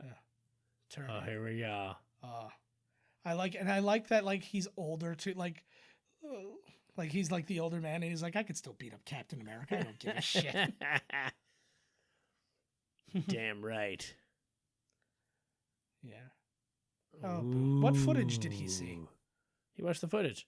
Yeah. Oh, and later on, maybe this just might be what happens. But I also like that they have a very different philosophies and stuff. But I'm really on Tony's side here. Is like, you wouldn't lay down in the wire. I'd cut the wire. I'm smart. Yeah. I'm smart enough to not have to do that thing that everybody would make you mad. Right, exactly. I like this moment because it's very much like Wanted, only not bullshit. Like, oh yeah, curving bullets Yes. and everything. That movie was the dumbest fucking movie. Mm-hmm. That was when like Angelina Jolie could do no wrong, and she was just like the stupidest character in the stupidest movies. Like, I'm such a bad girl. Yeah. Watch me kick and be bad girl stuff. I'm Yeah, like, that's fuck basically right it, off. right? So this was the first movie. They got always like, I got a weird headache going on here. Yeah. This was the first ever movie to make $200 million in 3 days, which is a very common thing now, but this was the first movie to ever do it. And it tied with Avatar and Harry Potter and the Deathly Hallows to be the fastest to $1 billion, which was 19 days. That's been since clobbered. Oh my God, probably multiple times over. Like, well, what was like it? 4 other Disney movies. I think it was like Fast and Furious 7, Jurassic Park or Jurassic World, and Last Jedi all crushed it. Well, Force Awakens also crushed it. Oh yeah, totally. Like, so. Oh, didn't even know I was holding on to the scepter, bruh. I liked that little moment. I was like, what the hell? Oh fuck. Oh, we found the thing we're looking for. Just in time. I think the little reveal on him becoming the Hulk later on too is amazing. Yeah, I'll put on the suit. I love this part. Put on the suit. Okay. Yeah, there's. Clint Barton. Yeah, he does look kind of drained. It's like it's taking like it out of him. That evil spell. Loki does not let him nap. No, of course not. He's doing evil shit day and night. This was a good moment too. I like that the first. Yeah, I like that the first moment of Hulk is like involuntary Hulk. I think every Hulk movie should have an involuntary Hulk and a voluntary Oh, Hulk, right. you know? Like in the end where it's like, fucking I'm here. And they did that in Incredible Hulk, and they did that in Eric Bana's Hulk and stuff like that. But you have to have one where he loses control, which just only doubles down his fear of turning into the Hulk. Right. And then that makes the decision to turn into the Hulk later that much by more choice. Yeah. Well, more dangerous. Well, and it's that kind of thing. He's like, Maybe I know he doesn't have control. Here we go. Here's what's her name's biggest fear. But it also raises the stakes of the moment that they're going through, because he's like, you guys all know how afraid I am of doing this, right? But I have to do it. That's how bad things are. I mean, you wouldn't necessarily need it in every story, because we would know after a few times, okay, it's risky, we get it. No, and I think, you wouldn't need it, but I think that basically they've treated everyone like a semi-reboot. Like you're not getting the whole origin story or everything again, but like you're like, well, I am telling my version of the Hulk now. Your version. Well, no, but you know what I Which mean. will Like, probably be better than most of them that happened. oh, You're if I put some real thought into it, I don't know a lot about the Hulk, to be honest with you. Like I know the basics, and I mean he is a very basic character from this kind of perspective. I know there's probably a lot more deeper stuff into the comics and stuff, but I don't know any of that stuff. I don't know if it really gets that deep with the Hulk. Yeah. But like more recent, like I've Yeah. heard things because like now he's just always the Hulk, but he's also smart, like he's a scientist. Yeah, that still, happened and- back in the day too when I was reading it. He wasn't as like he was still ultra super powerful. Yeah. But because he was Banner's brain, he wasn't as strong. Yeah. I like that moment because he's not quite all the way turned yet. He's like, It's you better kinda run, like- lady. He was kind of being like, you better Yeah. get the fuck out of here, Yeah, lady. it's kind of like that moment in fuck. at the beginning of the Return of the King. Remember when what's his face there when he's slowly turning into CG Gollum, and just that last little second you have his human Right. eyes before he blinks. Holy fuck, Romanoff, you better fucking move it, girl. That was really good. He's at ya. Holy Jesus. I actually am very pro their relationship in this world. I am too. And I think the stuff that they dealt with in Age of Ultron, I think it gets kind of overlooked Right. because of like just I don't know, just people's kind of overall negative feelings toward the movie, which I didn't have such negative feelings towards the movie. Which one? But Age of Ultron. Yeah, I didn't like but it was just like it wasn't as good. That's like where I put it. I'm like I enjoyed watching the movie. It just wasn't as good as this one. It's like the same movie. Yeah. Well, yeah, there's a With lot this of shitty bad guy. yeah. Oh, here we go. Yeah. But at the same time, again, another super important cog in the puzzle because basically Civil War can't happen without that movie. Right. And Yeah. and then Black Panther doesn't happen without Civil War. It's like everything's a butterfly effect, right? Yeah. So it's like they It's have like to that have Ashton this. Kutcher film. But I think that maybe their mistake in that one was they decided what the story needed to be and then they plugged in a bad guy, Right. right? Like they could have just used Oh, Zemo. Ultron was weak sauce. Yeah. Ooh, I didn't like that you said that word. Was not a- Yeah. I think that No that, guff, bro. I think that was a Hundo P weak sauce. I don't even know what that means. I heard Is that somebody the new add-on? somebody at my work said a Hundo P for 100%, and I almost choked him Oh to death. my god. I almost like Whoa. you think I care about Yeah, Steam? exactly. What's I'll give you more steam. That would have been the best. You found my one weakness, Steam. Steam to the eyes. Holy fuck. Steam and Dear Abby columns. Holy crap. That is awesome because I love that because Oh. like absolutely he didn't need to force himself at all through that stuff. He ran through. Oh, it was with, like paper. yeah, exactly. There you go. I was gonna say like butter, but you don't run All through butter. right. This was. If you have a big enough block of butter, sure you do. I think this was actually one of my favorite scenes in the movie. Oh, me too. I agree. And you could see I like this version of the Hulk too because he builds up his rage because sometimes he doesn't have it, Right. and he's like, "I gotta get it madder because I need it." But I like because he's a Holy shit. yeah, and I love. I would like to see them shoot these scenes where there's obviously the CG. Oh. That's awesome. Where like you have the CG. You have the CG arm, so I want to see what he's holding up, or if he's just holding Oh, up. it's probably nothing. it's probably a stick with a tennis ball at the end of it. Yeah. It's probably actually a stick and up with a picture of Mark Ruffalo being mad. Roar. That was my favorite thing about Age of Ultron. Did you ever see any of the shots of what's his face, James Spader acting on set? No. Because he was on set and he was wearing a motion capture suit, but he had like a little thing on top of his head, and then Ultron's head was on top of that, so they knew where to look. Ah. So I thought that was actually kind of brilliant. So like they didn't give the tennis ball. They're like, this is what you're looking at. Like this, The you're real actually guy. gonna see it. I like this moment too. It's just like we're gonna have to wait a while. He's like, where the fuck is this thing? It would have been even better if it came from. That was a great moment because you do feel, and my biggest problem with Superman is his invulnerability, and I have the same problem with the Hulk. Who? Oh, he just matrixed him. And then you finally see a vulnerability in him, right? You're just like, look, he can't pick up the hammer. Oh, He ripping his can, feet right through like, the you damn know, ground. Like Thor can get shots in on him. Good little rumble Yeah, here, It eh? is great because, and I think that they realize too, they're like, we can actually do this. Yeah.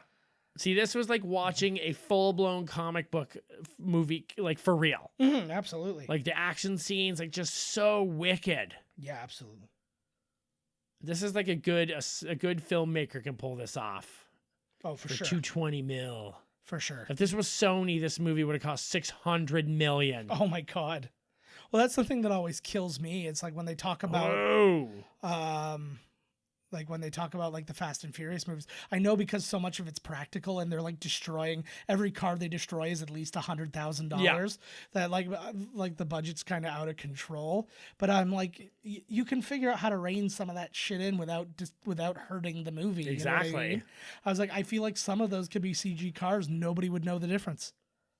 But they're like, no, we're not selling out like that, man. I'm like, that's not selling out. I'm sure they did the same thing, like when you watch like Independence Day, and they said like to make the movie cheaper, a lot of the scenes are done like way old school, and you don't even notice. Yeah. Because it's so chaotic and everything's doing, you don't even notice that it was like half a cartoon right there or whatever, right? Like they probably did the same thing here. Yeah. Like a smart filmmaker would be able to get away with those cheats. Oh, absolutely. Well, it's, like technique. Oh, fuck. Technique is everything in filmmaking. If you can and that's like why Lord of the Rings works so well, because like so much of the stuff is cheap tricks. Like they've got scenes where you've got I love that. That's so I killer. absolutely love that because he's still totally fine, but I just like the It grabs the guy. I'm just so bad. But There goes the Hulk. Yeah, but what's his face? I just totally lost it. But no, in like Lord of the Rings. In Lord of the Rings, there's a scene where Billy Boyd and Ian McKellen are in the same thing together, and they didn't do the thing where one of them's green screen or they use the scale double or something like that. Billy Boyd is just on his knees. They were just like, why do anything different? They were at a balcony, and he's just on his knees, so it looks like he's got giant arms by comparison. But nobody cares because it's not it's in no way a distraction. Right. It's and you can get away with that. So it's like that probably saved them like $15,000. Yeah, that's insane, Just eh? that little thing, that little cheat. Yeah. Because that would have made 200 people had to go to work for 5 days to put that together. And it also would have and then you would have had essentially 2 crews worth of time shooting and stuff like this. He has so many arrows. Sweet arrow shot, eh? So I think he's missing a lot of these arrows in the other ones. He's basically got regular arrows or exploding arrows. I think though, his line in Age of Ultron is kind of necessary, where he's like, I'm a guy with a bow and arrow. Yeah. And I think that having all the arrows maybe doesn't help as much. You do not want to crash. Oh yeah, this thing. Look at that car sliding off. Oh, look at her. She's all fucked up. Yeah. She looks like, what's her name, after they fell over the 8 waterfalls in Indiana Jones and the Crystal Skull. Shit, yeah. She is. I'm on it. She snapped. Had my moment. I'm on it. Yeah. Ooh. I like that. She's got her character, and she's been through so much. To get her, you get her. She went to that place. Ultron, and yeah. Right there. She was like, okay, you got to pull it together, put it in the vault, and keep moving. Yeah. I got lots of love. She's got a good vault. She must. Oh. Well, and and this is again why I think that maybe we'll think better of Ultron as we're watching all these together, is her flashbacks and when she gets her fear dream and stuff like that, and you see all the shit that happened to her, and you're like, oh my God, he's just constantly still. I love that. Here we go. Here's a nice man. This movie just kicks ass. Yeah, because you got to give everybody their moment. And crazy too, how much. Fuck yeah! How long has this action sequence been going? It's a big one. About 20 minutes. Oh yeah, already. it's a fucking big one. I remember this is nothing. Yeah. Well, I remember when I heard that in Revenge of the Sith, the one-on-one lightsaber fight between Obi-Wan Kenobi and Anakin Skywalker was one of the longest one-on-one fights ever in film. It's chopped up and stuff like that, but it's still if you put it all together, pound for pound, it's an intensely long fight. And this one just has been going and going and going the entire time. Oh, yes. They are immortal, for God's. Oh, here he is. Mm-hmm. Well, Asgardians, here it is. But they're not immortal. Asgardians get killed. They can die. Yeah. As we see later on. Yeah, we see all of them die. So. Great line. He was so good. But Boom. They actually, that was another scene that got this a rated R. man.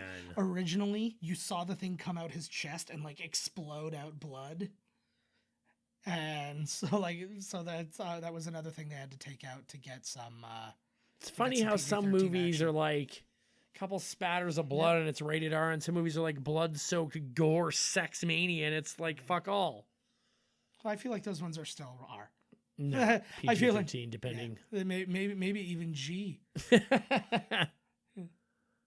didn't show all that Yeah. pussy. Well, that's Gee. the thing that kills me is like if you like with the ratings and stuff like that. If you were to do show a documentary, it's exempt from VCHIP. Oh, right. So like you can have pimps up, hose down, and it's exempt. But then this is actually Because recommended. it's a documentary. Yeah, and this so that essentially is telling you anybody can watch this because it's art. Ooh.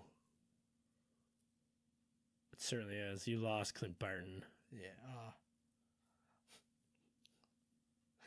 It Are would you have been still way evil? better. It would have been way better if he's like, I'm okay now, I'm okay. And then he just starts fighting her again. He's Ooh. like, I'm just fucking with you. Oh, she beat the... Yeah.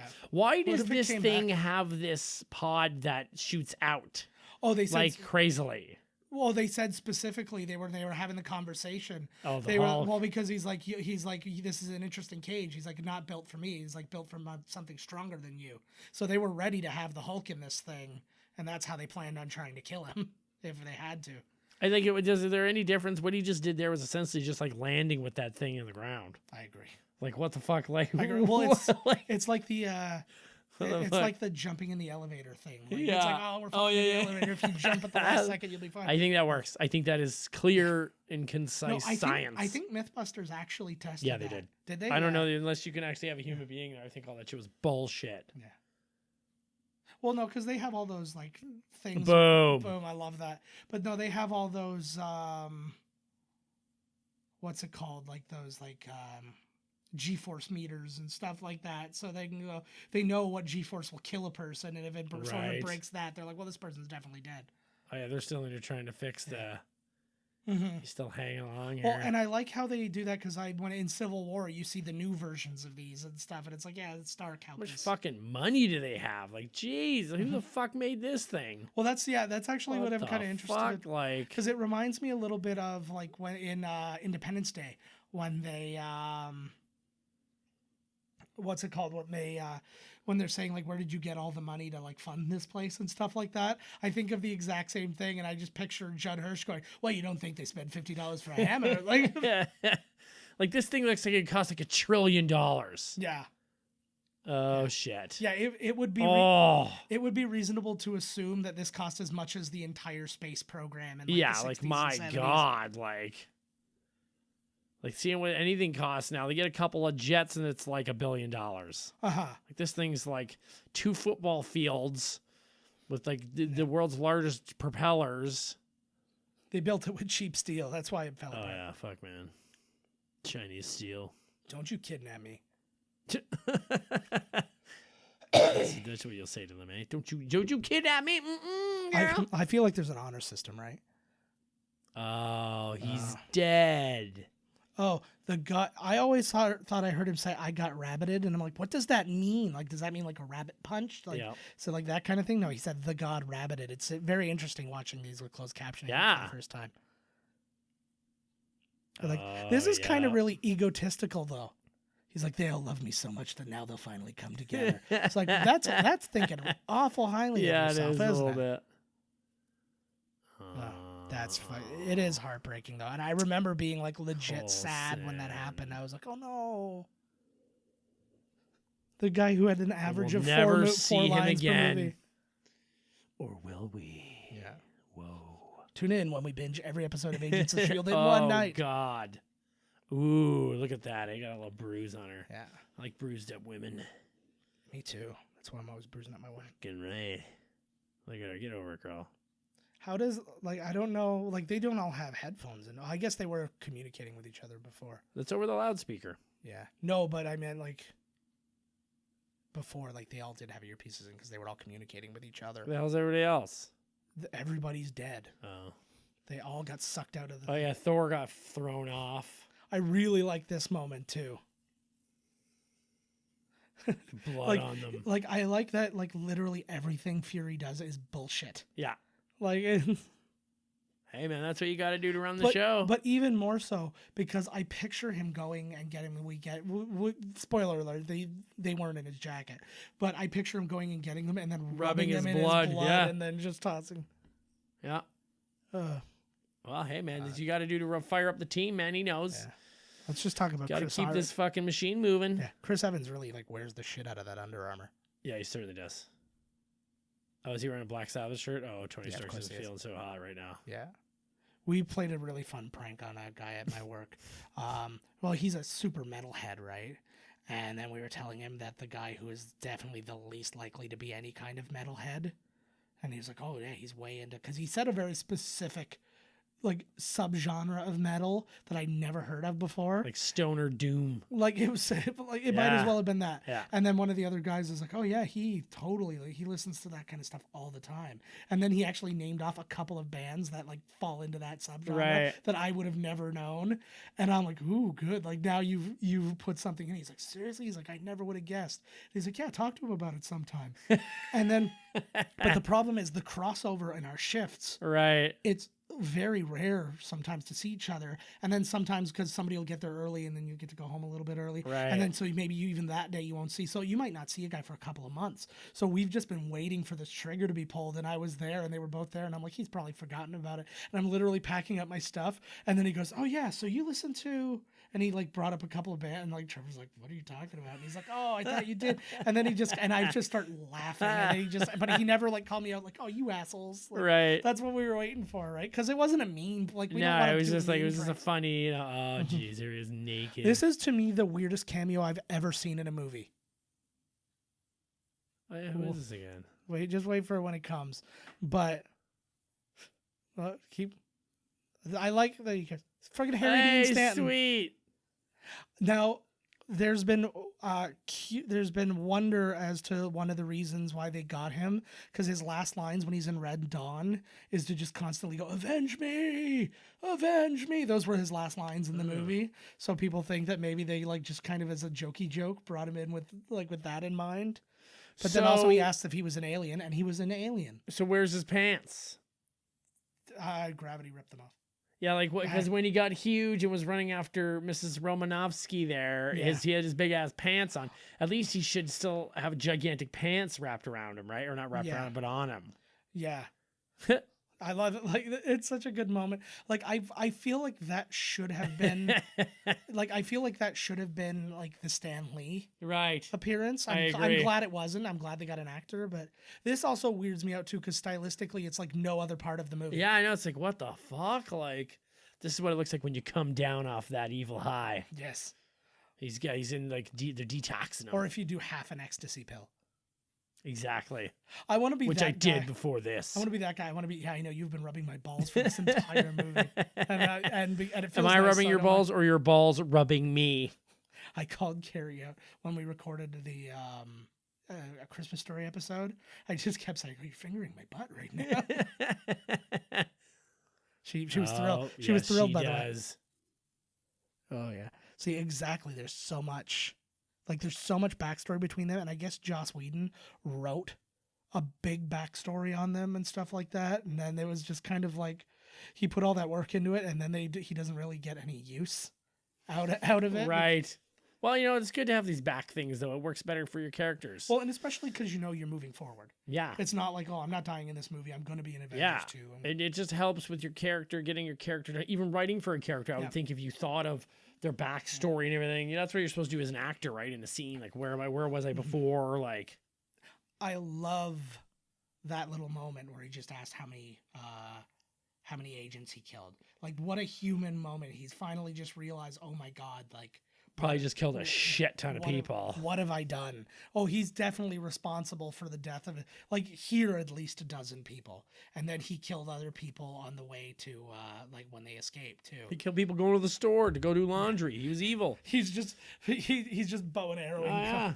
Fuck. Just like what you see him in the next one here. He turns around. He's aged by 5 years. But I tell you, every time I used to have to go to the laundromat, I was the exact same way. If I was alone in the laundromat, I'm like, so help me God, if one person comes in here, I'm going to murder them and use them to block the door. I know, it's terrifying. It was. I was in a laundromat recently, like last week. I don't. Like, I'm never afraid in being in there. Like, it's like, oh, God. I am terrified. I was like, something's going to happen. I just want the place to myself. Look at his greased up vein arms. Yeah, I know, eh? He's like, show that vein off. Got to do a couple of sets before the scene to get my veins pumping out. I wonder if that's why she becomes blonde later. She no longer has red in her ledger. She keeps talking about having red in her ledger. Oh, yeah. Maybe she blonded it out. Oh, he's sad. Oh, they're all getting to their sad posts. Go to your post and be sad. Yeah. Everybody, Break down. Everybody's got their depression corners. I like Coulson goes over, he dips he dips his finger in the blood and like rubs it on his gums like cocaine. Yeah, Coulson, you mean? I loved him. Yeah, well he dips it in Coulson's You mean, blood. yeah. Why would I Iron say? Man. Oh, He said Coulson walks over and dips his finger in Coulson's blood. It was a lot of Coulson talk. It was weird. It's fine. It's starting to get late and it's starting to show. But whoa. I like that too. Like so much. Like when you put all these guys together for the first time, and then you have to reconcile all of their characters. It's like it seems like something that would be almost silly to have to do. It's like, right. Well, this is how I think about things. Well, this is how I think about things. But it's 100% necessary because for them to work together in this high stakes, like us against the world kind of thing, every little piece has to fall into place. Yep. So like they have to be like, I'm not a fucking soldier, man. I do what I do because it has to be done. Like now they're onto it, boys. It's figured. Now you're onto it. Oh, I love the giant buildings, guys. Oh, fuck. Trump.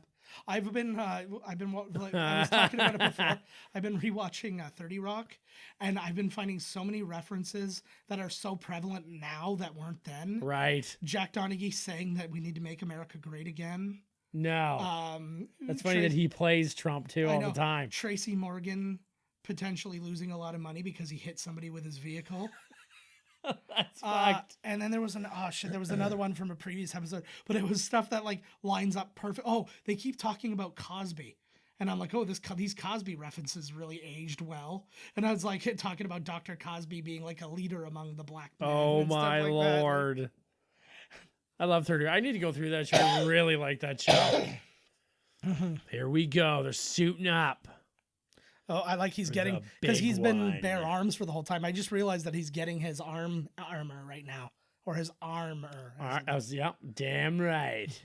I like that. Whoa, glass bottom floor. I like that they play Captain America as old still, even though like he's still really in his 30s or whatever he is, because he didn't live all that time. But he's like talking to people. He's talking to a guy who's essentially his age. He's like, son. Yeah. And I like that he's like, I'm 80. You know that? Even though not technically. Yeah. And I like that they're really pissed off with Nick Fury too. Mm-hmm. And I like that he wanted that to be the case. He's yeah. like, they're not going to do this because I told them to. They're going to have to do it on their own. He's fucking smart, man. Mm-hmm. Oh, geez. I like that his suit's ginchy. still broken. So originally the Oscorp building was supposed to be in the skyline from Spider-Man. He gets a new one right here, though. Yeah. But yeah, in Spider-Man, he was supposed to, or like they actually contacted Sony and got the rights to use the Oscorp building, so you could see it in the skyline as like a. Oh, you can? No, you can't, because it was by the time they secured the rights, it was too late. Oh. They had already shot all the skyline scenes and all that kind of stuff, so it was like the universe. I feel like he was almost this crazy. Whoa. In oh Lord, that just reset him too. Holy fuck! But good knock to the head. I like that he takes on damage though, and I like that it's not always the same suit getting repaired. He's like, I can afford as many suits as I need. He's like, just throw this one in the garbage. They're like, here you go, the Mark 7. Yeah. Skip the spinning rims, baby. And I like that he's playing it. Got to make a neat thing here, a neat entrance, eh? Yeah, and I like that he's playing it up the whole time too. Like even like he's putting on his like wristy things or whatever while he's talking to him, and like, but he's got him distracted. He has no idea what's going on. Oh, Loki knows what's up. I do. I like that little. It's like kind of a little Western like standoff. Yes. Moment, like as they're coming around. I'm planning to threaten you. And you know Loki likes a good scene. Oh. You know, so he looked at him and he was like, okay, I got to come around the other way and we're going to have our moment. Oh, yeah, He could have just ran that way and just walked with him while he was while he was in taking the his middle gear of off or whatever. Yeah. He could have blown his freaking He likes it heart good, out. you know.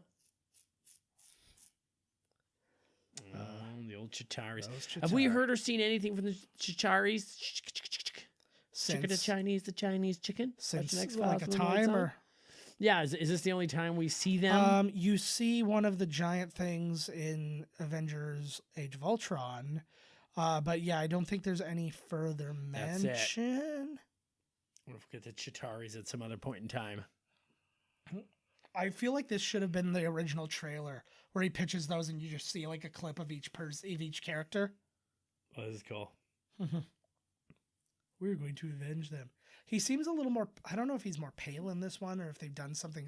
His lips look purple or... Who, Loki? Loki, yeah. Like they've changed him just slightly. But again, it's been like a while and he's been through a lot. So it's like maybe he's went goth. And he's like, I'm just going to put a little lip liner on just to... Well, he seems in a dark place. Come Yes. on. Yeah, he's not wearing less green, more black. He's been listening to a lot of Scandinavian black metal. On the recitation, That's exactly a line from a CD. You might get sued. Stellan Skarsgård introduced him to it. I like when they did that because Stellan Skarsgård was in... fuck.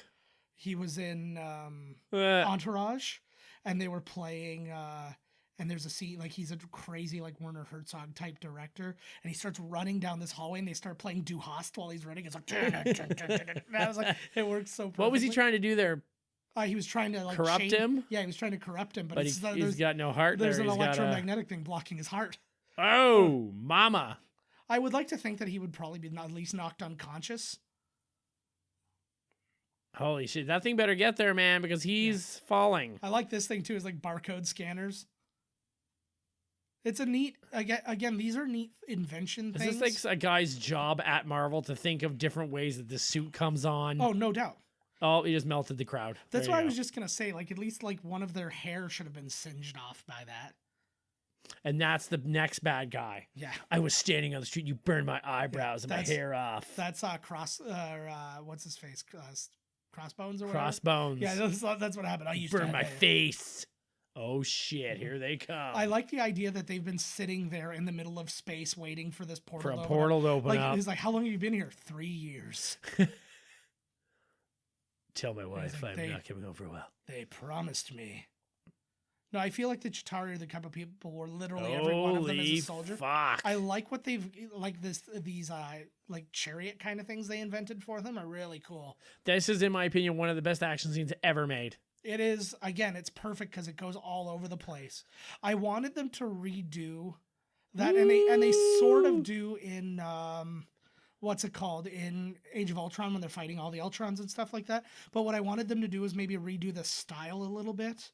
That I think it was that bridge was the same bridge that they use in Men in Black, where Jade jumps off the bridge and lands on the bus underneath. Right. But anyways, I wanted them to do like a little trick in Age of Ultron where like they'd be focused on one guy, but then like another guy would kind of pass into focus, and then Right, and they would follow that guy. And They then do like, that here a little bit, but not as much. Like I pictured when it follows Iron Man around. Yeah, I pictured a style a little bit more. Right. Of like these zooms and these like crazy things that you need to use like CG for, like that takes you all through the city so you can see the scope of the Right. battle. I don't. It must be really hard to be accurate with throwing yourself around with a hammer. What's that? Because he landed. It's not like he threw himself to that spot. He threw himself up and then landed there. So that, like he had to aim for that, right? Oh. Yes. I'm just getting But a again, piece of like- Loaster now. And he's got Oh. cool moves. Apparently, Robert Downey Jr. asked for the A in the Stark sign, and they wouldn't give it to him, and then he ended up getting it as a birthday present. Like the production manager of the movie gave it to him. What do you mean he wanted a big A in there? Yeah, he wanted the Avengers A, and Oh, in Stark. like from the Stark they want. But I like, this is why New York is a really cool like setting for these kind of action scenes, because it's so tightly packed, and like they have to utilize that, especially like Iron Man has to utilize that because he's got to maneuver all over the place, right? Oh, these guys are all over the damn place. Mhm. How you gonna kill all of them? One of them might have creeped into a store and just hiding out. It's like, well, and that was kind of the one thing I really liked about the Ultron thing is you have to kill literally every single one of them or they win. Yeah. Because he could just restart They're this all entire Ultron, army in yeah. a matter of minutes. Like, yeah, like Negan. They are all Ultron. The Negan. Negan. Good fisticuff action here. Yeah, let's be very clear, everybody. I said Negan. Oh, what? Yeah, don't like turn up your turn up your volume. I don't. Oh, Want I don't any, agree. I I don't want any agree with that. mistakes. Then no. Yeah, Negan. Gross. Holy juice. yeah. I do like that grab, that sound of the rocks ripping up there, the concrete. Oh, I That's love, neat. and it doesn't get a lot of love, like when you're just watching a movie. But sound design, again, when you start really watching it with a discerning eye and stuff like that, and listening with a discerning ear, like the sound design and all these little art direction things are just like so out of this world cool. This guy took his time to get there. What happens if Big you Daddy. fall from above that? Because like from above it, you didn't see the hole there. So if you fell, would you just fall through the hole? Probably. Like, that's what I'm saying. I love those. That's what I'm saying. Yeah. Whoa. I love those things because they're like, they're just like, again, they're the sandworms, except they've put armor on them. And Right? They shoot out bad guys. Yeah, Holy fuck. They're the original gremlins. When you feed them after midnight, this is how they reproduce. Let me help you with that Or, paperwork. well, really, when you get them wet is the gremlins rule, but it can be different for Chitauri. It certainly can. And certainly, again, that's how scripts work. Look at this big fucker flying around. Man, remember sitting in the theater watching this? I was just like, holy shit. So good. So good. I'm so glad now I've gotten my wife enough into these that she'll come and see them with me. Because that's awesome. I'd take my girlfriend anyways. Yeah, I'd force her. She was awake for Infinity War. Yeah. She liked it. Yeah. She was like, wow, that was a good I was like, fucking right, it was, lady. Yeah. Carrie doesn't usually fall asleep during the movie. She falls asleep during a lot of things. She fell asleep during a Mike Birbiglia one-man show because she was like 6 months pregnant and she was so worn out. Like she was so Why tired. is that something you could never fall asleep during? Well, no. Mark Birbiglia. Mike Birbiglia. Yeah, whatever. But he's on Broadway right now doing another show called The New One. But he's really was his good. Last one called The Old One? Yeah. Huh. No, he's really good and she likes him a lot and we were excited to go. But like by the time like live. Yeah. Like I thought you're watching it on TV or something. No, she falls asleep watching everything on TV. Hopefully she was snoring. No, we were in the theater, but like it was a late show and she was so tired and I looked over and she had like dozed off. And then the exact same thing happened during Stephen Wright. We saw Stephen Wright live. Oh, and that's she did right. The exact same thing.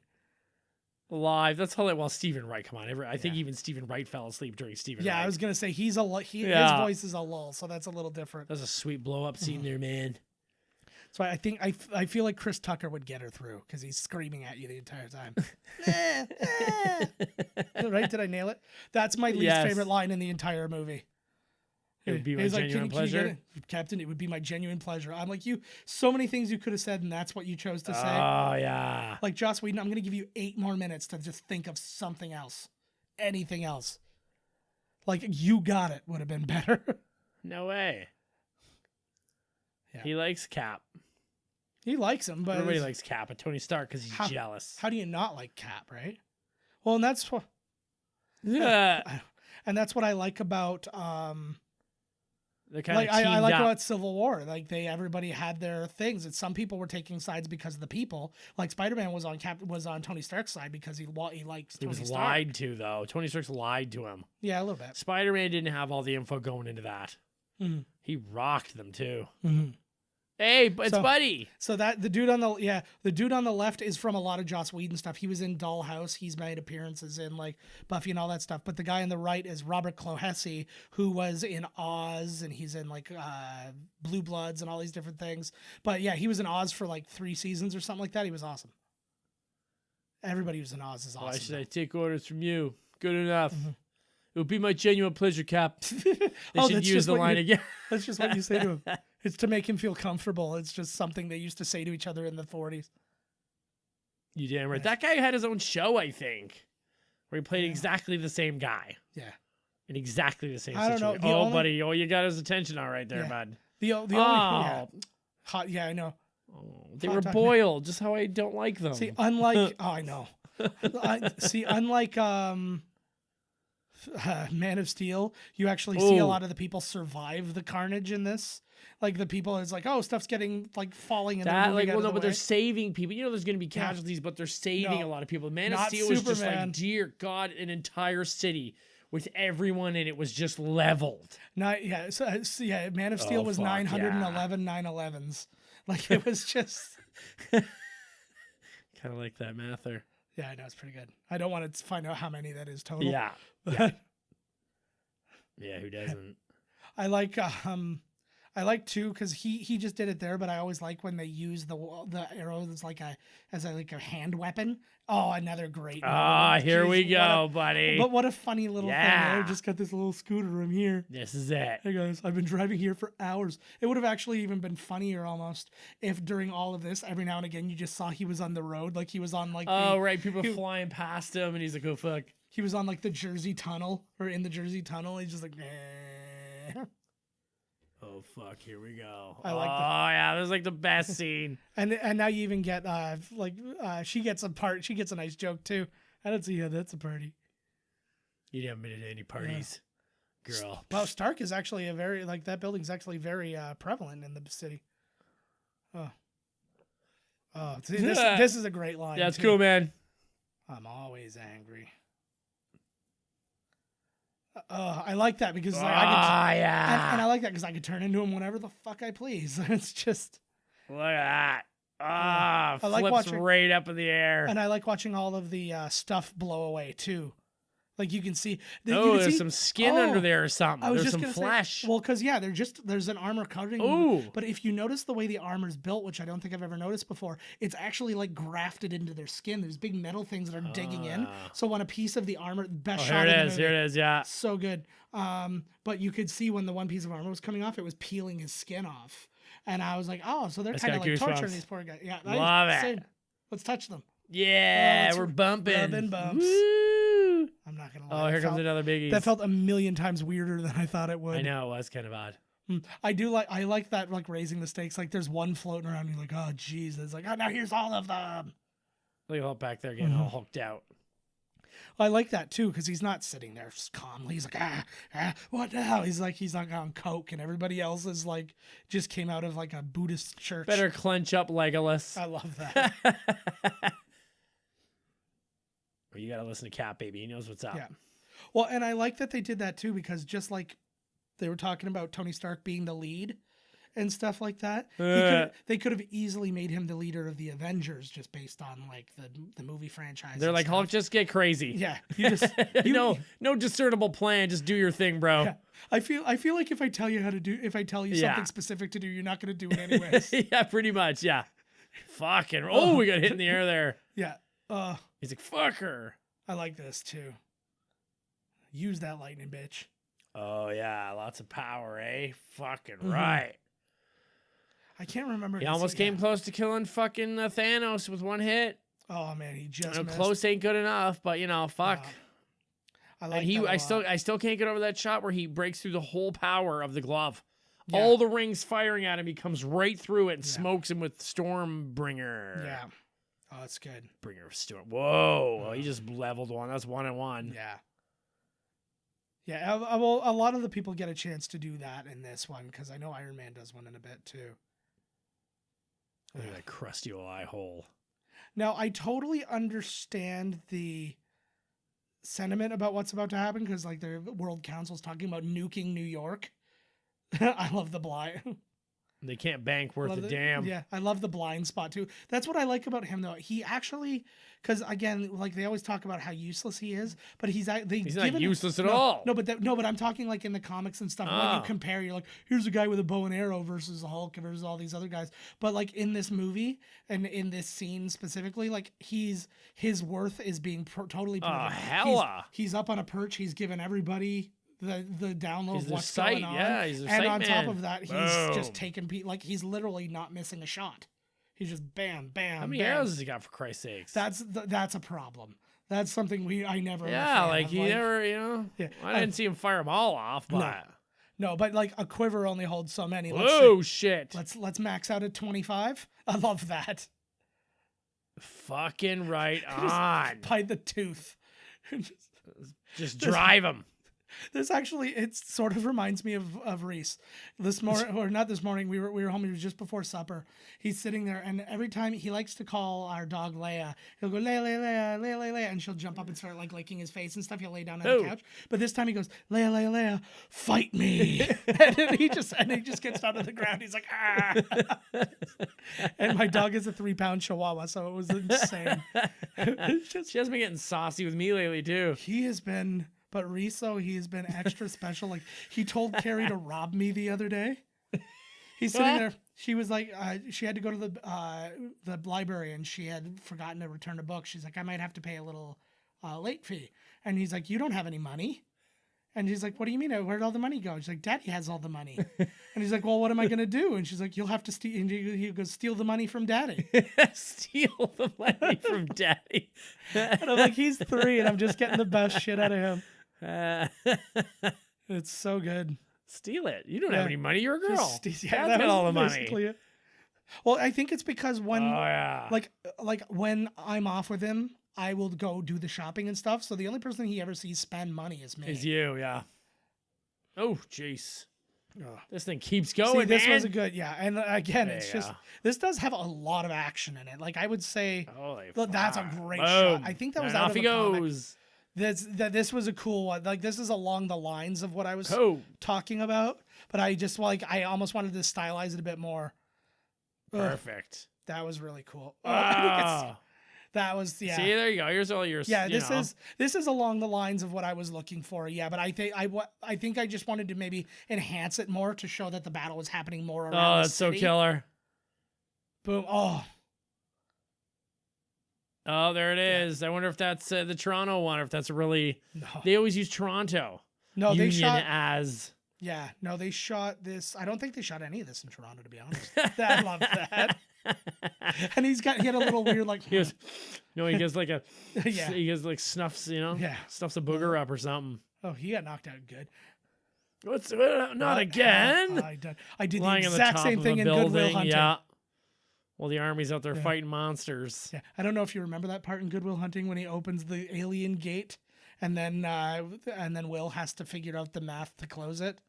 In a poem. I gotta do a fucking math over here with a fucking fucking hard on.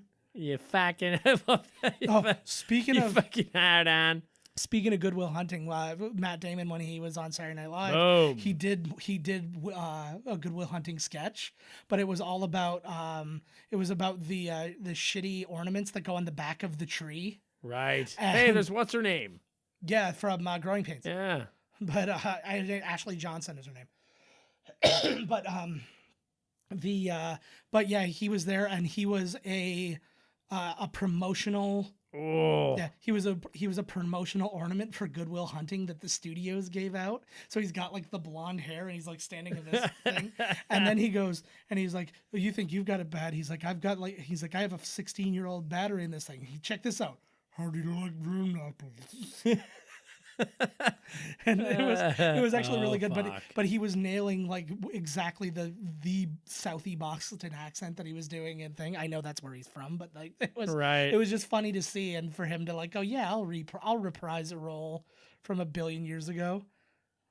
And then he's sitting there and he's like, you may have told me that I was going to win an Oscar and be in like all these Jason Bourne movies. It's like I might have believed you, but if you told me that me and Ben Affleck would still be washing cars at this time, it's like I would have believed that too. I thought he was gonna. Oh, they're driving up there.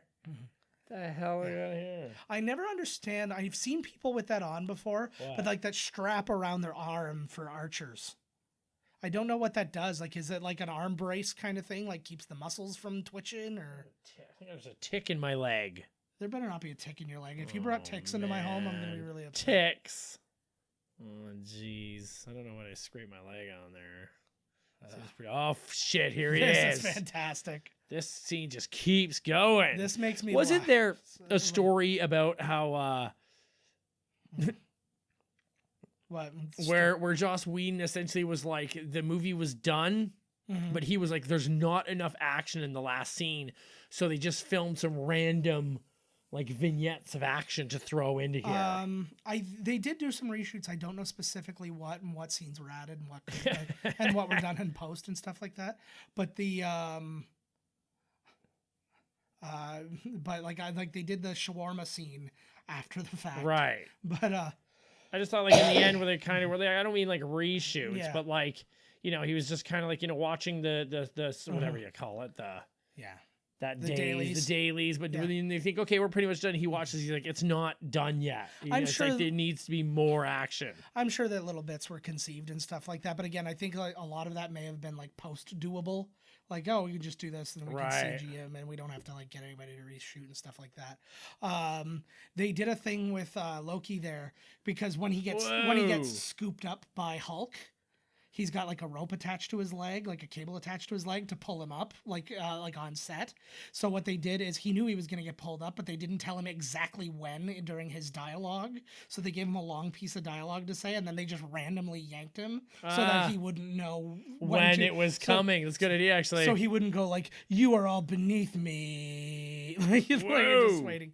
That's so awesome and gross. Oh yeah, right in his butthole. Oh. But what I like is, despite like you've seen them kill so many of those guys, and they're still losing. Oh, there's a lot of them. Yeah, Oh, they're getting pretty close. Oh, he's out. There you go. But it would be like watching like a baseball, like highlights of a baseball game. You see the Blue Jays hit like 16 home runs in a row, but then you look and you see they're down 30-16. Oh. Like that's kind of what's happening right now. Yeah, they're coming back. They're coming back, kids here. Oh, sweet. I like this too. Like, how happy would you be with getting an action shot I know. like that, eh? Just like, wee! The only one arrow he's got left is the. Well, man, buildings are being crumbled down, but nobody's in here. They've all been evacuated, I guess, by now, right? Yeah. It's also so easy to break glass in these movies. Have you ever noticed that? Like, I thought the same thing in Die Hard too. Do you know what would happen when he tried to swing through that glass? He would have slammed up against it, let go of the rope, and fallen to his death. Holy fuck. I love that. Like, They're just getting overtaken. I don't think they're going to win this one, man. Yeah, I'm pretty sure this is the last movie in the thing. It's got one faster than I thought it was going to. Could you imagine? And then the end of the movie is just Loki is just Emperor of the Earth. Uh-oh, who's this rogue birdie? I got a rogue birdie for you, girl. I like this too. There's and like these are this kind of like backdoor willingness kind of things. Like he's literally willing to kill some of his own soldiers to stop them from killing everybody else. He's like, I am. Oh, because he was going to shoot the nuclear bomb or whatever, Yeah. right? Which is also maybe Drop not. the nuclear. I don't know how safe it is to shoot an RPG at a thing that thing has with a a nuclear nuke, bomb. but- It has to be armed. Yeah, but It has that whole I thing. know that's the only thing reason I know any Oh, the of that is government Broken is Arrow. the government is overtaken. Oh yeah. That's a fucking awesome movie. We'll get Oh, there. yeah, so the government is taken over here now. Fury's no longer, so they're trying to shoot a holy fuck. They're getting wasted here. Yeah. Boom. Get off. Oh fuck, they're getting overrun here, man. Well, the Hulk's gonna come back. Come on now. Nice fine. Those guys shooting at the Hulk, they ain't gonna do fuck all. You find him. This is the first time Hulk says actual words. He's like, ow, ow, ow. I know he just did the puny god. Yeah. I like that they gave him a word or like a mini line. I love. Have you ever seen? these two? Have you ever seen the outtake of that when they throw the weapons to them like that? No. Oh, and it's just they both sort of catch it and then they bobble them for a couple seconds. Right. So it takes all the hero out of it. Captain America's getting pretty fucking beat up, man. He should have done something with the hammer. Oh fuck where he yeah. see, not bulletproof. Where he should have done a thing where he threw the hammer and it went through one of the giant things, and then he goes to pull it back, and then he misses it, and like he lets it keep going past, and then it goes through another one of the things, like he's yo-yoing it through. Oh yeah, like back and forth. Boom, Yeah. boom, boom, boom, boom. And then just he's doing it, and just like last second he pulls his hand out like Uh-oh. yeah. Oh shit. Steaks, baby. Oh man, they've never been higher. Yeah, well, not yet. 'cause Oh wait, they're I about mean to be in I've never space. been higher. Yeah, whoa. Still rubbing my balls, guys. Just to everybody keep in track. He hasn't stopped me. Could you imagine? Say you weren't like you're not privy to the news right now. You've been just out and about. You're like sitting at a park, and all of a sudden you just look over. You're in Jersey, and you look over into Manhattan, and you just see a giant hole in the sky. What the fuck is happening over there? How many calls has he had to do like this one to Pepper? She must be getting so. Every time he calls, she's like, "Oh God, is this the speech She where just he's eye roll. sacrificing himself again?" Like, come on. You said this at the poker game last week. Yeah. Here he comes. There's a chance I may not come back.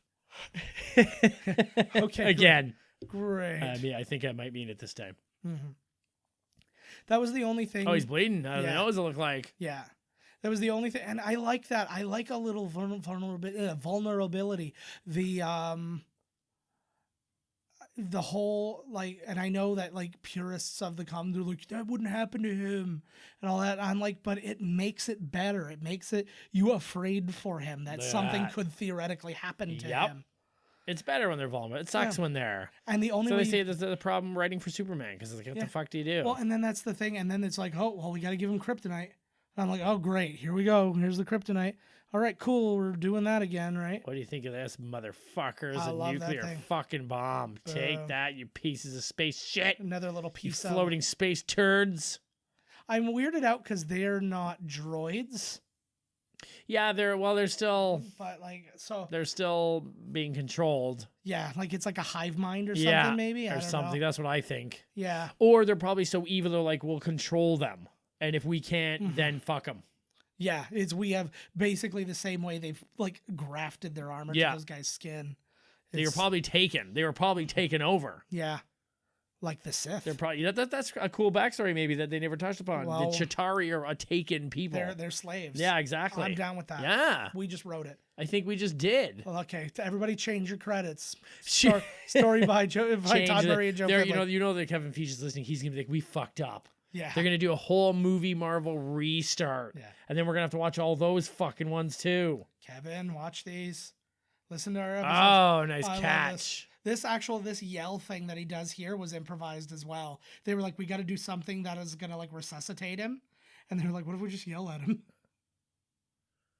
Yeah, he did the whole sacrifice yourself for the team there, bad. Yeah. And that was like one thing that bothered me. Almost ripped his whole face off. I know. There, what if he accidentally did? What if it's also attached into him? But they, because like right when he's like, you're never the man to make the sacrifice. I'm like, oh, I guess he's going to be the man to make the sacrifice then. I like this is just such a good, funny little thing. They're sad. It's so good. He's got chest hair and stuff, which I kind of like too. That would be scary.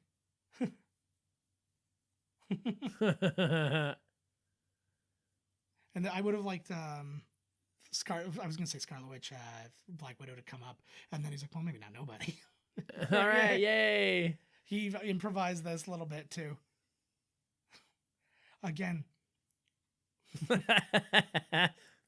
they're right near your house. Actually, there's two shawarma places that are right across the street from each other, and the one's called the Shawarma Hut, and they used to have shawarma spelt wrong on their sign. Awesome. It was shawarma with an E.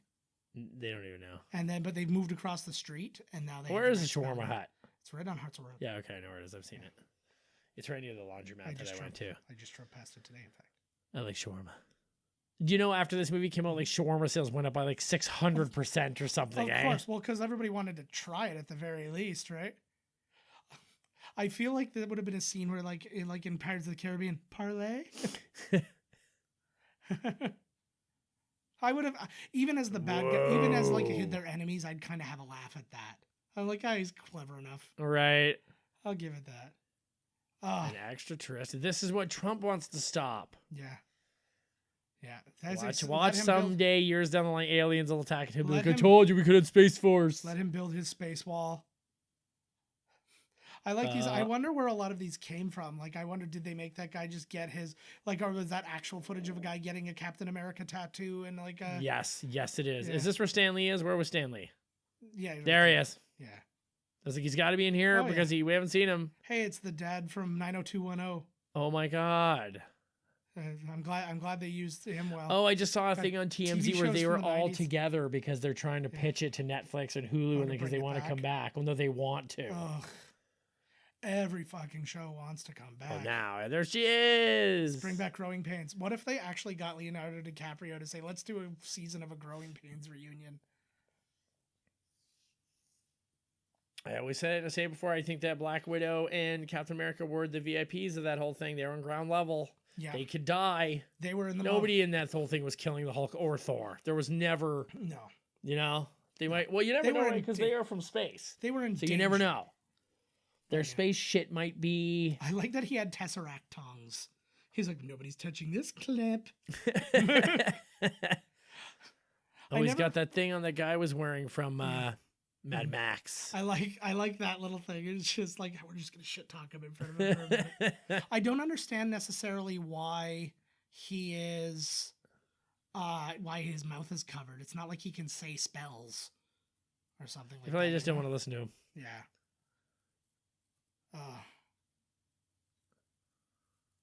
I like that, the way they pair off, and it's just like, hey, you're coming home with me, buddy.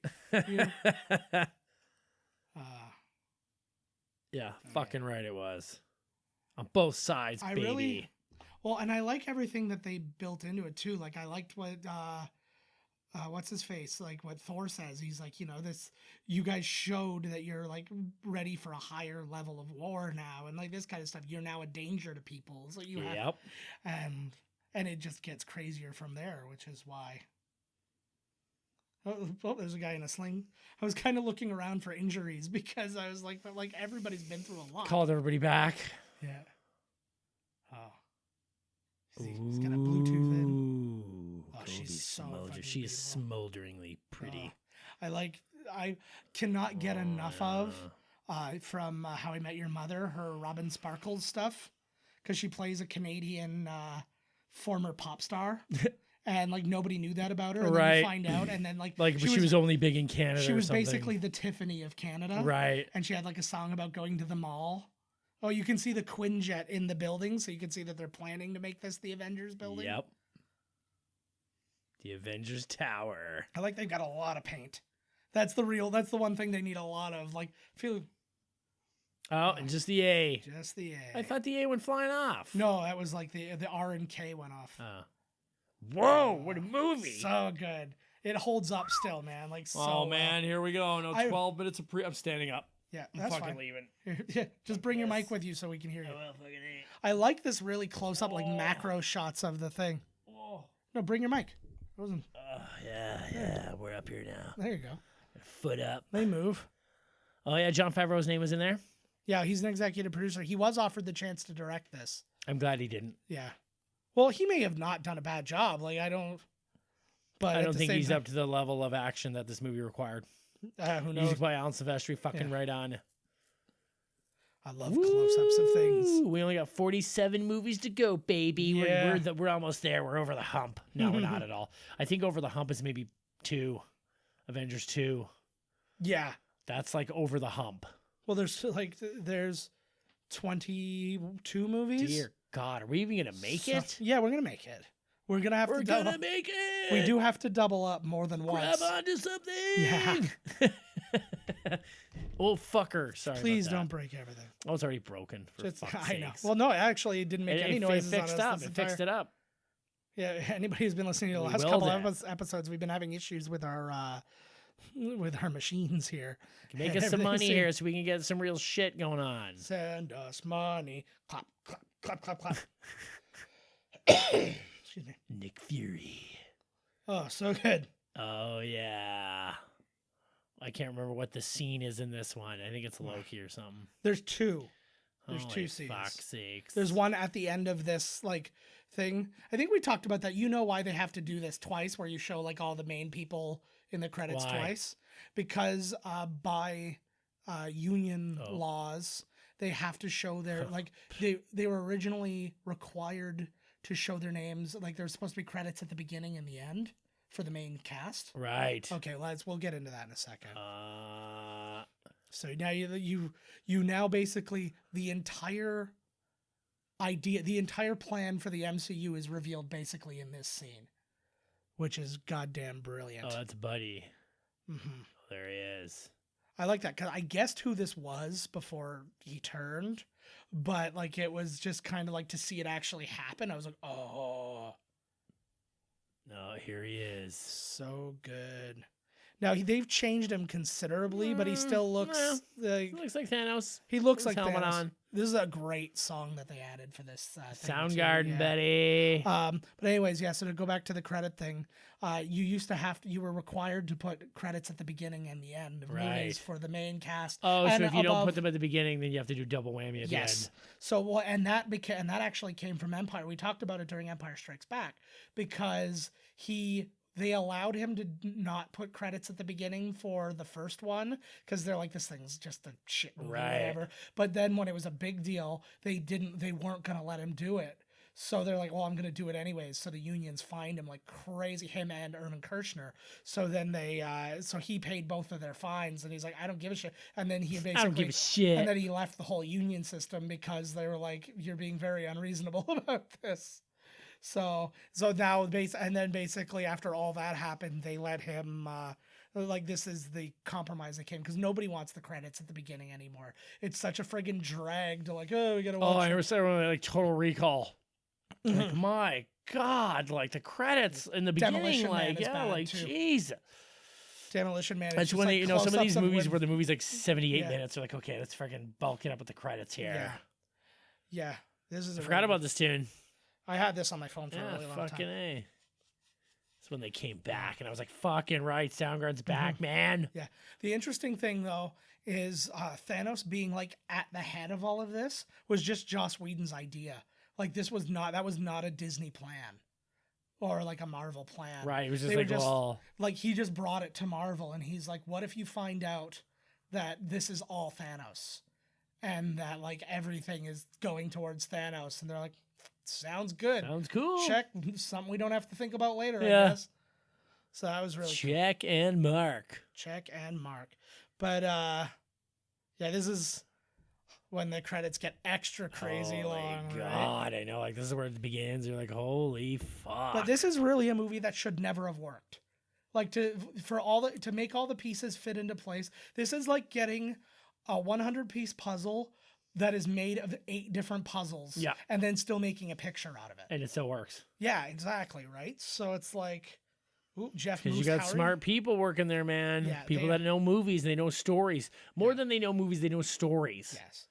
They know how to tell a proper story. Well, and that was the thing, and we've talked about it before, but that was the thing that excited me about the new Transformers movies. It looks good. Well, no, this predates Bumblebee. Like, I'm talking the actual story of like all the Transformers movies that, like, The Last Night and stuff was a part of this, because they were like, everybody's getting together and they're going to plan out the big picture. And I'm like, that's what you need when you are intentionally making a long series. Yeah. You need to know where you're, like, coming and going. I always said the same thing about TV shows. If you don't know how the last episode's supposed to end, don't make the first episode. Because you should. I don't know if a lot of them actually think about that kind of thing. A lot of them don't, but then the ones that you're like really into, you find out, like, a really good example is Breaking Bad. They were like, this has been the plan the whole time. They didn't, like, ratings didn't start dropping and then say, oh, this is going to be our final season. They're like, this is going to be our final season because it ends after this. Yeah. The story's done. That's done. Well, that's like more like British TV where they'll just come at you with one season. That's it. But then you get a show, whatever, where they just like, you've been renewed for 5 seasons. And they're like, well, we'll just keep writing. And it's funny because I suggested years ago, I'd say almost 10 years ago, I'm like, they need to do more. You can draw in more talent if you said, we're going to make a limited series. That's going to be like 8 to 12 episodes. You're not going to get locked into a 10-year contract. You're going to come in, you're going to do something. It's going to be on TV and people are going to love it because, again, it's got a beginning to end. We're telling an entire story, but without the restrictions of a movie where they're going to tell you to cut a half hour of a 3-hour movie out, which is a considerable chunk. That would be like cutting, like, if you did one season of TV, that would be like them saying you have to cut 5 episodes. Oh. They're like, you're just going to have to figure out what 5 episodes don't matter to your story. What? That's like, so that's crazy. So, and then sure enough, now you're getting that. Like, Tom Hiddleston and Hugh Laurie did that one for AMC just a little while ago. And now you're seeing all the ones that they're doing for the Disney streaming thing, like all the Marvel ones. I want to watch that, actually. I don't know how long it's supposed to last, but there's one called Miracle Workers coming out. It stars Steve Buscemi as God and Daniel Radcliffe as an angel. Oh, that's what it is. Yeah. That's the one where I saw it was a TV show comedy and it had Daniel Radcliffe in it. And I saw a scene today of it actually. Jorma Taccone from the Lonely Island directed the pilot. Oh no shit. And there's a scene and Steve Buscemi, he's sitting there and he's like all burnt out. He looks kind of like the dude, and he's sitting there and he's talking to who I'm assuming is his assistant, and he's like, you know how long it's been since somebody sacrificed a ram for me? And he's like, yeah, but I thought that grossed you out. And he's like, yeah, but like, still, it was nice that he thought about like right. And then like you have this this kind of overzealous, like my job's to answer prayers, I'm Daniel Radcliffe kind of thing, right? So I'm really looking forward to seeing what that can be, but I don't know. I'm assuming it's going to be a limited series because they're both kind of big, right? So Daniel Radcliffe. Yeah, you never know though. Yeah, you never know. You never know. That TV money's pretty good now, man. It's good, but at the same time, it's too much shit on out there now, man. There's too much stuff. But also, none of them care so much about the money for those things. It's the time. It's like I can't go do the other things I want to do. So this shawarma thing was done after the fact. Now you're going to notice only one person not eating off to the side. That's Captain America, and he's covering his face. It's because he was shooting Snowpiercer when they shot this. He had a beard. Scene. He cut his hair and he got a beard, so they threw a wig on him, but he has to cover. So what they did is they got a prosthetic face to put over his beard, and it looked so bad, so he just covered it up. Oh, that works. He's tired. Yeah. They're all just chilling, eating shawarma. Brilliant, man. Just brilliant.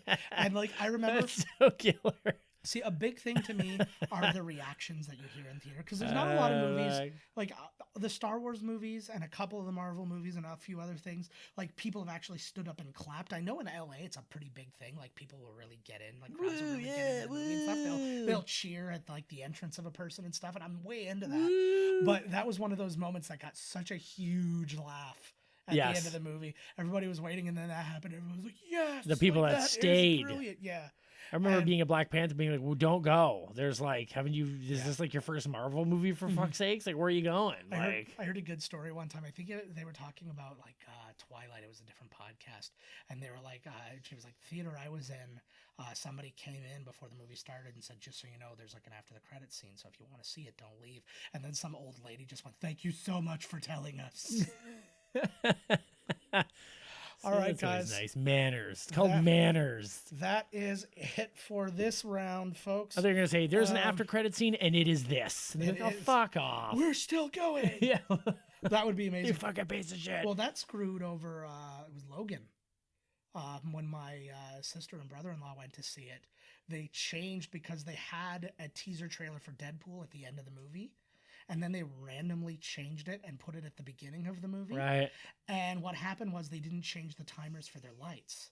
I may have told this story before. Yeah. Then so the lights came on at the end of the movie. As he's like branched through him and having the most like emotional part, all the lights came on and they went, and it's like after, and it was like, because they went to like the midnight show, and so it was so late, and basically people stormed the manager, and he was like, passes, because he was basically like, I'm not going to do anything, and they were like, no, you give him free passes. You fucked up our movie experience. Give me some free fucking popcorn. It's the simplest thing to do too. Like it costs you nothing. Well, most times you're giving away empty seats because it's not like hardly any movies sell out except like their first couple days. Yeah. If they're blockbusters. Yeah. So the rest of the time you're like, oh yeah, go see this movie, and it's like, oh, I'm giving away free seats. I love when I go see a movie and there's nobody in the theater. Oh, it's fun. Do you remember the last movie? It was Us, and there was nobody in the theater. I was just telling this story the other day.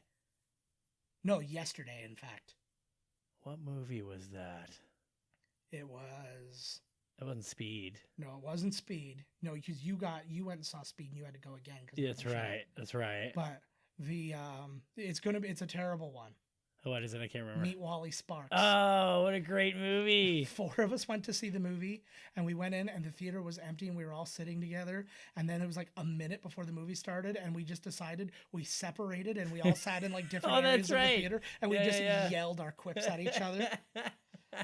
I enjoyed that.